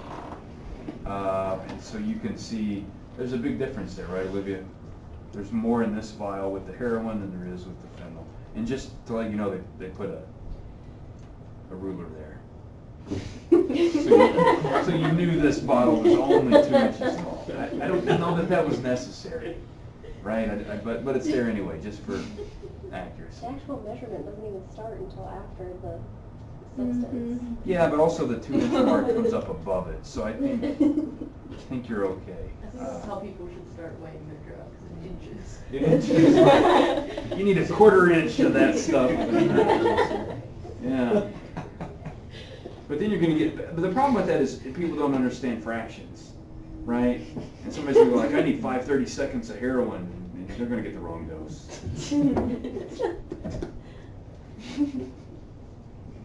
That is interesting though, because I think like there's such a small amount in the fentanyl bottle. Like what if that's just flying around in the air? You accidentally touch that like on a surface. Like I'm thinking of like emergency personnel people going on to like save people who are overdosing. Like that makes sense why you have to be super careful, because if you get a little tiny bit of that, you're dead. Wow. The brain is working today. That just happened at one of the prisons. They had a big thing, and then That's like right, I saw that. yeah, It was the guy what, that had 13 it, like, people or something? yeah, there were only a few people that were inmates that got affected, but all of the responders to the situation had to be Narcan. Yep, it happens. It's something we've seen, like working with Dr. Price and forensic stuff, is parents get brought in on charges of substance use, and like somehow the kids have gotten in contact with it, even just a little bit, and that's caused huge problems, and that's something that can really stack up against parents. Yeah, I think if your kids get a hold of your drugs, that's not going to look good on you as a parent. I think that's going to be a problem. Sometimes it takes a lot, but that's one of the things that Yeah. And with kids too, they need less. Obviously their liver enzymes may not be, up and running as well as yours as an adult. Things that you've done as an adult may have, it's just natural things, right? Cassie, you're talking about, you've probably washed out all the tolerance from like that one time you you took a whatever pill and it made you vomit when you had your tonsils out, right? But Yeah, threw all that up, it's out. yeah, it's out, right? But some people, I mean, you can develop tolerance to things. And, you know, as a kid, you're not gonna have that, and the dose is gonna be, you're not gonna need as much to get the same effect. So don't give kids drugs. I think that's a bad idea. I think most people would agree that's a bad idea. There are fewer people who, you know, there's like some split on whether or not adults should take drugs, right? But I think most people are like, kids shouldn't take drugs. I feel like that's a bad after-school program that you just sold. What? You shouldn't give kids drugs. Most people would agree. Most people would have. Probably 10 out of 10. I don't know. There. 10 out of 10, but if you go up to like 100, there's going to be somebody Yeah. who's like, sure, give kids Go drugs. ahead, why not? I go to sleep. Yeah. How many do you know people who like give their kids Benadryl? Oh, I thought you were going to say bourbon, because I know those people. Yeah. Yeah, that happens too, right? When they're teething. Yeah, that sounds like a bad idea. Yeah. But How do you people- think I got my assault Or a though? hot toddy. Yeah, you shouldn't do that for kids. I know my You kid I should. babysat Put a for little had hair on melatonin every single night. I'm like, that's a great idea. They're Yeah, and they were good. adult size It's a things. bad idea. They're like, they're good at. No gonads left. No gonads for you. It's a bad idea right there. All 4 of them, just popping gummies. Make melatonin gummies. Mm-hmm. And it's not even for kids, they're adult gummies. You know what else they make? Birth control. Like if you if you're not, and this is like the thing, like, so my sister she doesn't have kids, thankfully. And so she's got this like really harsh outlook on like life. Like if you're not ready for your kid to be born without arms and legs, don't have kids. Like that's her take on it. Like if you are not ready to handle a kid coming out that doesn't have arms and legs, then you better not be having kids, because it's just a gamble. You don't know what's coming out, right? They don't all come out with arms and legs. It happens. And I thought, wow, that's pretty harsh, but that's actually pretty good. You could probably figure that out beforehand, get kicked out. Yeah, you could.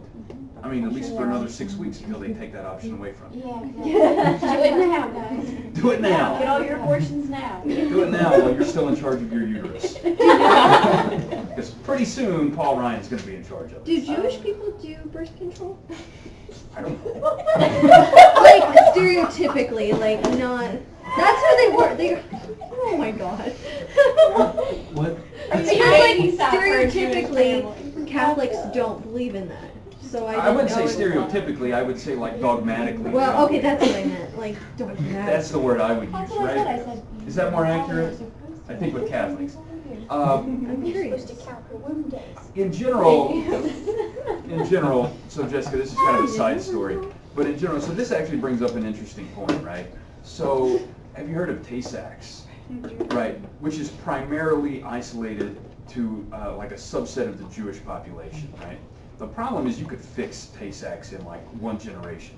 Because if everybody who was getting ready to have a kid who was Jewish just had like genetic testing to see if they were a carrier for Tay-Sachs, and then they could say, I think I just won't, right? And then you could just get rid of this, and then you would just be dealing with these like sort of idiopathic anomalous mutations later, right? And that's a whole separate issue that you can't avoid. The problem is primarily folks in these communities are not like open to genetic testing. It's really hard to get even younger couples to do that.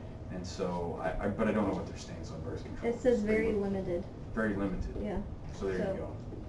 That's probably why they had 4 kids and gave them melatonin. There's that. So you were babysitting for a Jewish family? Yeah. Okay. You didn't share that. Well, I didn't know it would be necessary until I was like, well, I don't know if they Until you just do asked birth like, hey, control. Jewish You folks brought do up the birth birth control thing. You wouldn't have a job. Yeah. There you go. So again, opioid overdoses and deaths have increased lately. You guys should write that down, I think, because you're not going to remember that. You'd be a great newscaster for WSAZ. No bar fights. No bar. Did you know I watched the 11 o'clock news last night? No. Was anybody up that late? Oh my god, it was fucking I mean, I was, but I didn't watch it. This guy beat somebody with a machete, Oh, yes, and yes. Yes, because, okay, so he thought this dude was stealing his shit. Oh, So I he saw thought- that. Yes. Yeah. And the way he's Slide. describing it, and then there's these two bright green bicycles. He's like, yeah, I just bought him a bike, and we were going to bike together, but not now. This dude comes in, and he was not now. He cut his hand off, didn't he? Oh, I don't know. The news person was losing it though. Like it flashed back to her, and she's like, it was just a great interview. Very entertaining. Sounds great. Check it out. So here's the other problem, right? So, hey, there is that national database of abusers, so all drug abusers just sign up for that automatically, right? It's auto-enrolled in that one. Spam their inbox. No. And they're working on these opioid formulations that discourage abuse, right? We've talked about this. The problem is there's always somebody out there, and Crocodile is an example of that, who's just like, hey, watch this. This is fun. And they make something that is, yeah, I know, right? Isn't that rough? That is sort of abuse causing. What I think is fascinating about this is not the areas where you have like all these red spots, like here, right? But the areas where you don't have red spots, like look, like the whole state of New York is like green. Texas is doing well. Texas is doing very well. I mean, there's like one spot right there, and these people who almost live in Louisiana. But really, it's here, and then out in the Southwest, it's pretty bad as It looks well. very similar to the ACEs chart we were looking at in class yesterday.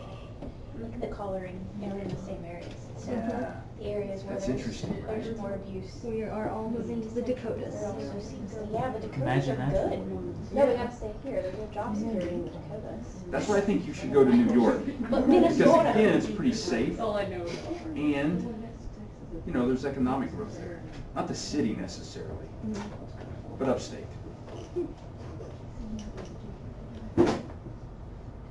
So I don't know. You guys like maps? There are maps. You can even figure out like which county, right? I like that. That's what's funny. Like, there's like one county in each state that's red. That must be where their like capital or something is. Not in every state. Iowa doesn't have a red one. Oh, it doesn't. New York didn't have a red one, as we'd already pointed out. Philadelphia's beautiful. Alaska almost has like an orange. I'm telling you, it's a I different feel like you'd world. have to be. Hawaii looks good. Yeah, look at where I'm from. It's blue. It's nice. We're going back to We're going home. crocodile. You're from this part, Yeah. right?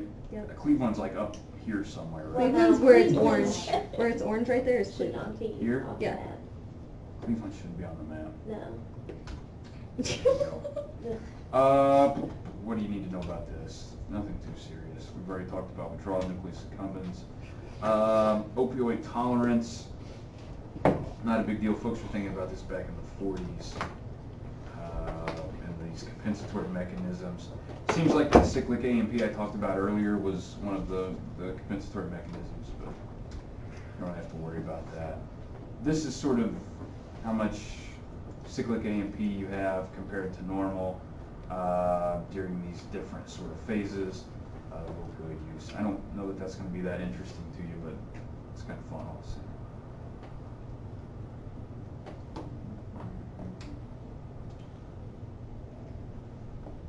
Tolerance. Oh, tolerance is kind of fascinating. We talked a little bit about tolerance in general, but we didn't talk about sort of the environmental effects of tolerance, right? There can be cues, like learning elements of tolerance as well, right? This is one reason why folks will overdose in novel environments, even if the dose that they use is not as high as maybe the standard dose they've been using. And part of that is because there aren't the cues in that environment to start or trigger some of those tolerance mechanisms that are in place. So if you're going to use drugs, always use it in the same place. Or other option is to never use it in the same place. Because then you're not like there's not a specific cue, right? That's going to start your tolerance mechanisms and they're going to work the same everywhere. So you've got two choices there.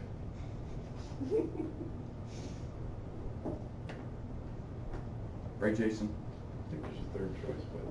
Really? We'll have to think about that. That sounds like an after-class discussion. It's not one of those crazy ones like don't use drugs, right?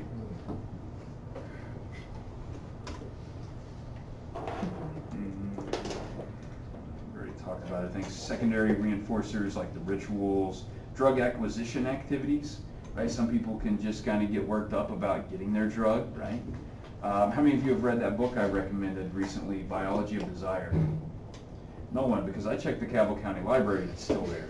You didn't need to check. I know I didn't. But there's a particularly interesting story in there about someone who was using opioids, and she talks about the ringtone for her drug dealer becoming a rewarding stimulus for her. And so when she would hear that ringtone, I don't know what the ringtone was, it didn't say. I'm trying to think about like what ringtone you would have for a drug dealer, right? So the ringtone for the drug dealer became a rewarding stimulus for her, which is kind of exciting.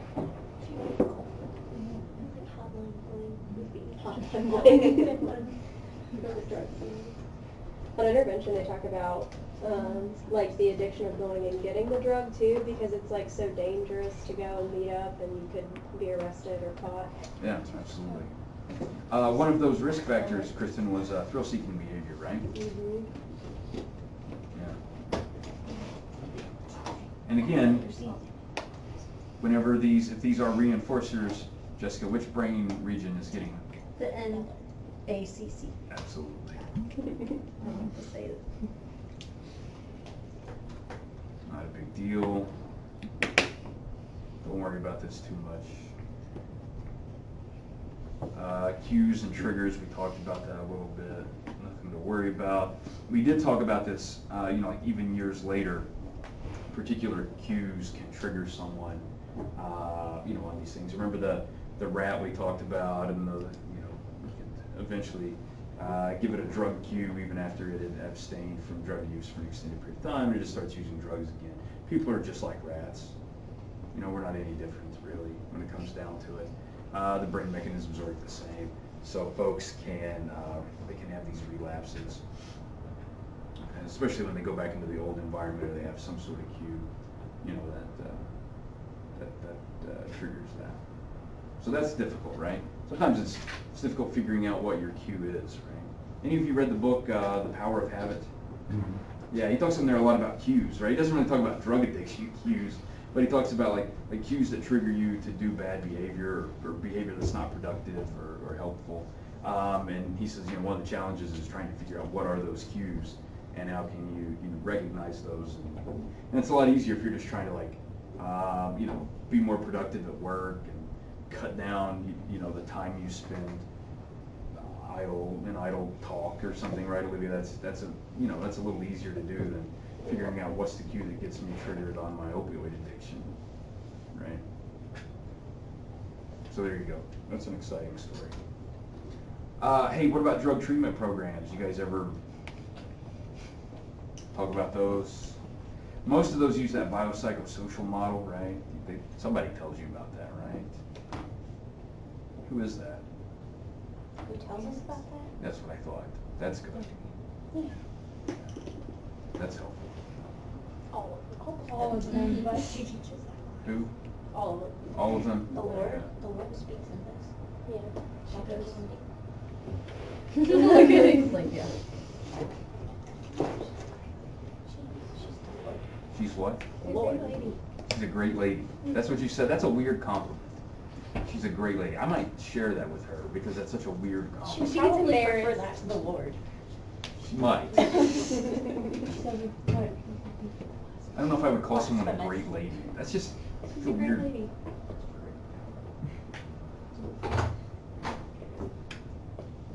I don't know why that's weird. Just lady. I don't call someone a lady. I just think that's a weird. Would woman be better? A great woman. She's a great person. Human. I don't know. So you got that biopsychosocial, multidimensional approach. We're not going to talk too much about treatment, but there you go. But the first thing you have to do is detoxify, right? That's like step one, I think, right? Most people know that. Typically, they'll give you something like methadone. How is methadone different than heroin? A lot of it's going to be the length of action, right? Heroin, we saw that graph. Big spike and then it's gone. So what do you have to do next? You have to take heroin again, right? So if you were trying to use heroin to get somebody off of something worse than heroin. It's not, I know, right? There's nothing worse than heroin. But heroin's not good at that because it's these rapid spikes and you have to keep taking heroin. And you're always this super high, right? Methadone's a lot better. You take some methadone, small high, but it lasts a while, right? Okay? So it just kind of, it's there, right? I think about like heroin is like a Ferrari, right? I'm not gonna be able to drive that very long, but it's gonna go really fast. And you know, methadone's like a Toyota Camry, right? I mean, how many of your moms still have a Toyota Camry from like, you know, 2000 or something, right? Nobody's gonna run up to that. How many of your moms have had a Toyota Camry recently? Nobody? Still Still have my 98 Honda Accord. There you go. That's great. Same thing, Camry. It is. It's just this long, reliable thing. The great thing about methadone is you really only have to take methadone once a day. That becomes a problem if you don't go to a clinic that has weekend hours, right? And so then what do they do on the weekends? Well, there are a couple options. One, tough it out. Or two, Heroin.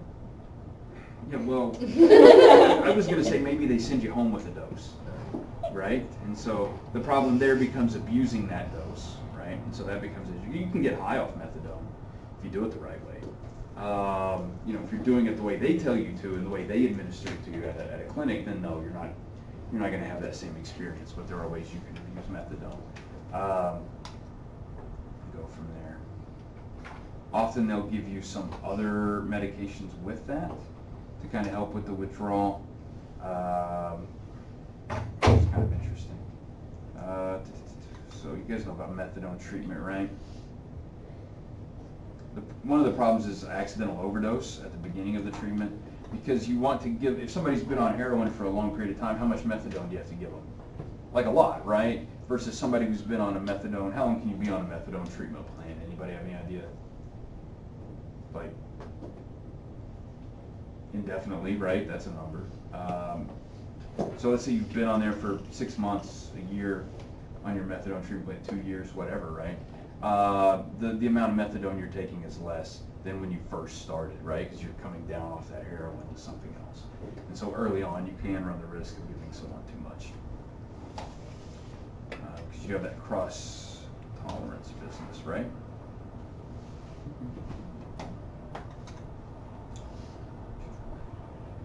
Oral administration is better, again, because of that ritual sort of behavior, right? Heroin's typically injected. Most people aren't taking heroin pills. So there you go. Interesting, heroin pills? Interesting idea. Yeah, it's not enough. You know what? It's not a good idea. And I'll tell you why it's not good. No, it's not good because if heroin pills worked, people wouldn't inject heroin, right? I mean, because then they would just take the pill, they'd make a pill and they'd take it. So you can always assume if a drug has been out for an extended period of time, that people are taking it at the most effective way possible, right? If it's an abused drug. So you know, injecting heroin is the most efficient way to take heroin. Like that we can say for a fact, because we have a natural experiment that has been running for decades, right? To know that that's the best way to take your heroin. So there's no sense like trying something else. You know that's the best way. So there you go. Here's buprenorphine. As we said, you can also take this. It's a little bit weaker than methadone. The nice thing about this, though, is you don't have to take it every day, right? You can just take it a few times a week. That helps you sort of get through that weekend. You don't have to worry about that abuse potential because people aren't, you know, you don't have to really send them home with doses. You can just come in, get their buprenorphine, and go home. So that's pretty awesome, right? Suboxone, right? Anybody heard of that one? Yeah, that's good, right? So it's buprenorphine, but it also has naloxone on there, right? So if you take it like under your tongue, you just do it the normal way, right? Fine, no worries. If you try to crush it and inject it, guess what happens? You get the naloxone as well. So you're not getting any euphoria out of that, right? You're not getting a high from that. So that's a trick. What if you just orally take a bunch of it? Does the naloxone kick in? Wow. Yeah, I don't really know about that. That's something. You could try it. I'm sure somebody tried it.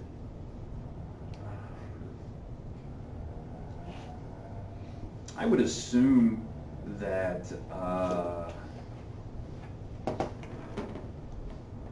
don't know if the naloxone would be absorbed or not if you took it orally. Like, I mean, maybe if you took a bunch of it, right? I mean, if you had your hand on, like, you know, a month's supply or something, you might have an issue. Well, that's a test we can run. You can crush and snort Suboxone, so that's something you could do. You'd probably do that instead of, you know, taking like a bunch of pills at once. Something to watch out for. Oh, hey, how many of you love things that are implantable? You don't have to, right? I mean, that works. I mean, I don't know. For years, I mean, it's been a common way to for birth control. Right? We already talked about birth control once. That just hurts my arm. Okay. I mean, I'm thinking about, like, I would rather my arm hurt than, like, my uterus and my wallet hurt. I wasn't thinking Because about I've not accidentally condoms, had a I was kid. just thinking about that. Right? I mean, that seems to make more sense to me. But you can have these implanted, you know, buprenorphine delivery devices. And that way you don't really have to think about it. So how does it like slowly like release? Like Yeah, does it's it, just does it just like slowly like fade away? yeah, it's just like a slow release formula that they have. You know, they've designed it in a way that it absorbs slowly over a period of months, right? Instead. So it's not like a weekly thing they have to get shoved back in there? No. I mean, it's something that lasts for an extended period of time. They're pretty good at this, right? I mean, you don't have to answer this. How many of you know about, you do have to answer this, the like implantable birth control? And those things are like 5 years or something, right? I mean, you can get those like, they just jab them right in your arm there, Sierra, just like right. Jess thinks it's I gross don't too. like And then you can like it's feel the just weird. ridges later. I don't That's know if you do that. Yeah, I think you can feel You it. think you can? Yeah, my sister has it. Oh, so you just like rubber arm all the time, just, No, but she was just like, feel this. huh? That's Well, that's, Got thinner blood, like the chip part. Don't do it. That's scary. Thank you. don't get those implanted in your Yeah, I arm? have a friend. Is it like large or is it like a don't dog know. being microchipped? I don't care, I mean. It's just a little baby. That's so scary. Also, most of you should pretty soon start thinking about moving away from hormonal birth control, given your age. That's something you have to consider. You guys don't know this?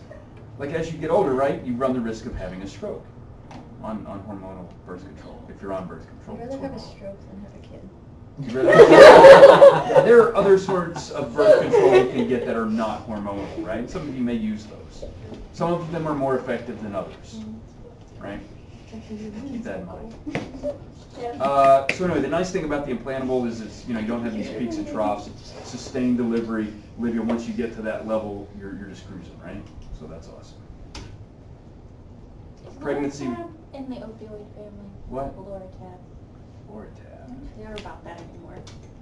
Yeah, why don't you hear about Loratab? I don't know. What happened to those I guys? know a guy on Loratab. Do you? Mm-hmm. I think they're. At the prison they have it. I don't No, hear about it I anymore. lied. He was I don't know on how it to before spell he came in. Loratab. Oh, Never hear of people taking tabs anymore. it is hydrocodone. Does that help you? Yeah. And Loratab is what came up. I hope that's close enough. So there you go.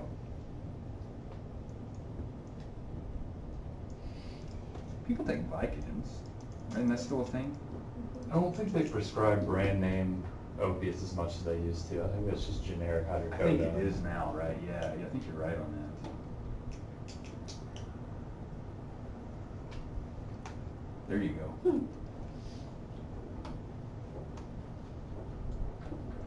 Is that exciting? Yeah. You seem interested in that for some I was reason. just wondering. Yeah, I think most of the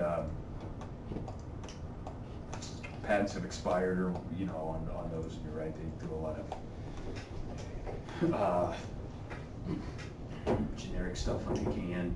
I don't think there are a ton of new opioid medications coming to market. I don't know, you know, why that would be. You know, so I don't think they're, you know, PR issue. We just, you don't want to have another oxycodone experience. I think there will be, again, there will be some more come soon to market once they kind of perfect that abuse profile business. It's going to be exciting. So there you go. So we do have to worry, Corey, about, you know, fetuses that are exposed, feti. I think it's fetuses. Fetuses that are exposed to opioids.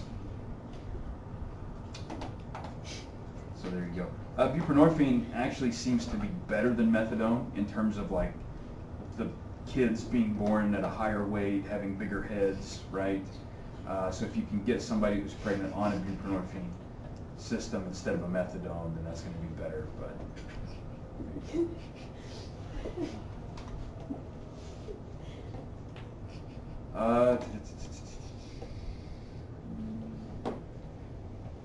naltrexone, you guys know about naltrexone, right? It's kind of like naloxone, works a little longer.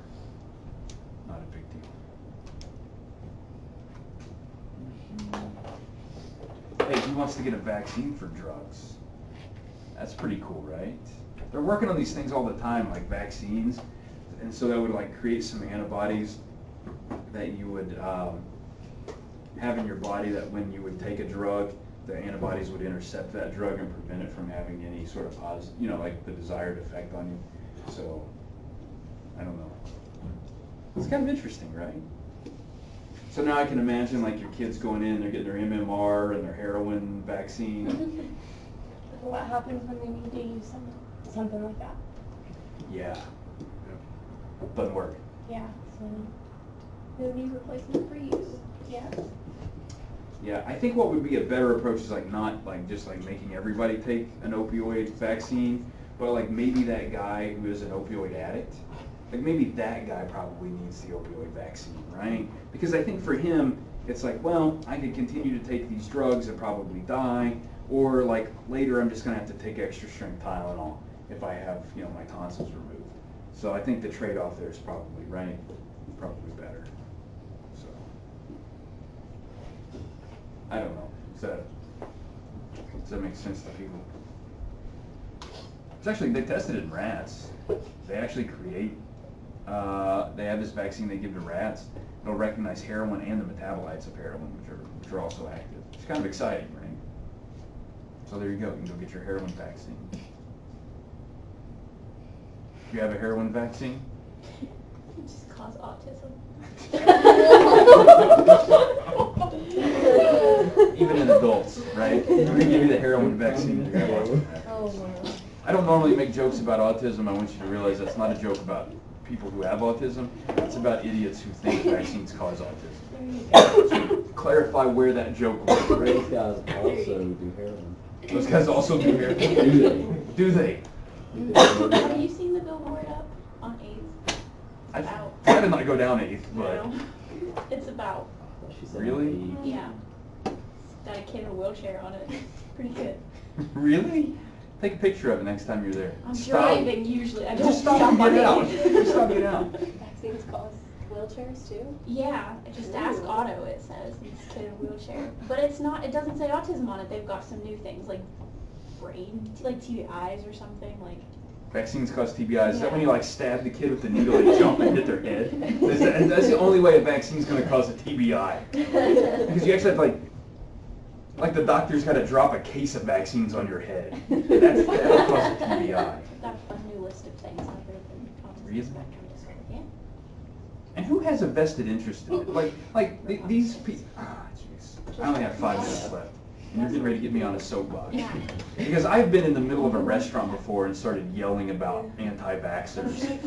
And my wife was like, you can't do that in public. And I'm like, if they're idiots, they're idiots. It doesn't matter if they're in public or at home. Shove me your baked potato.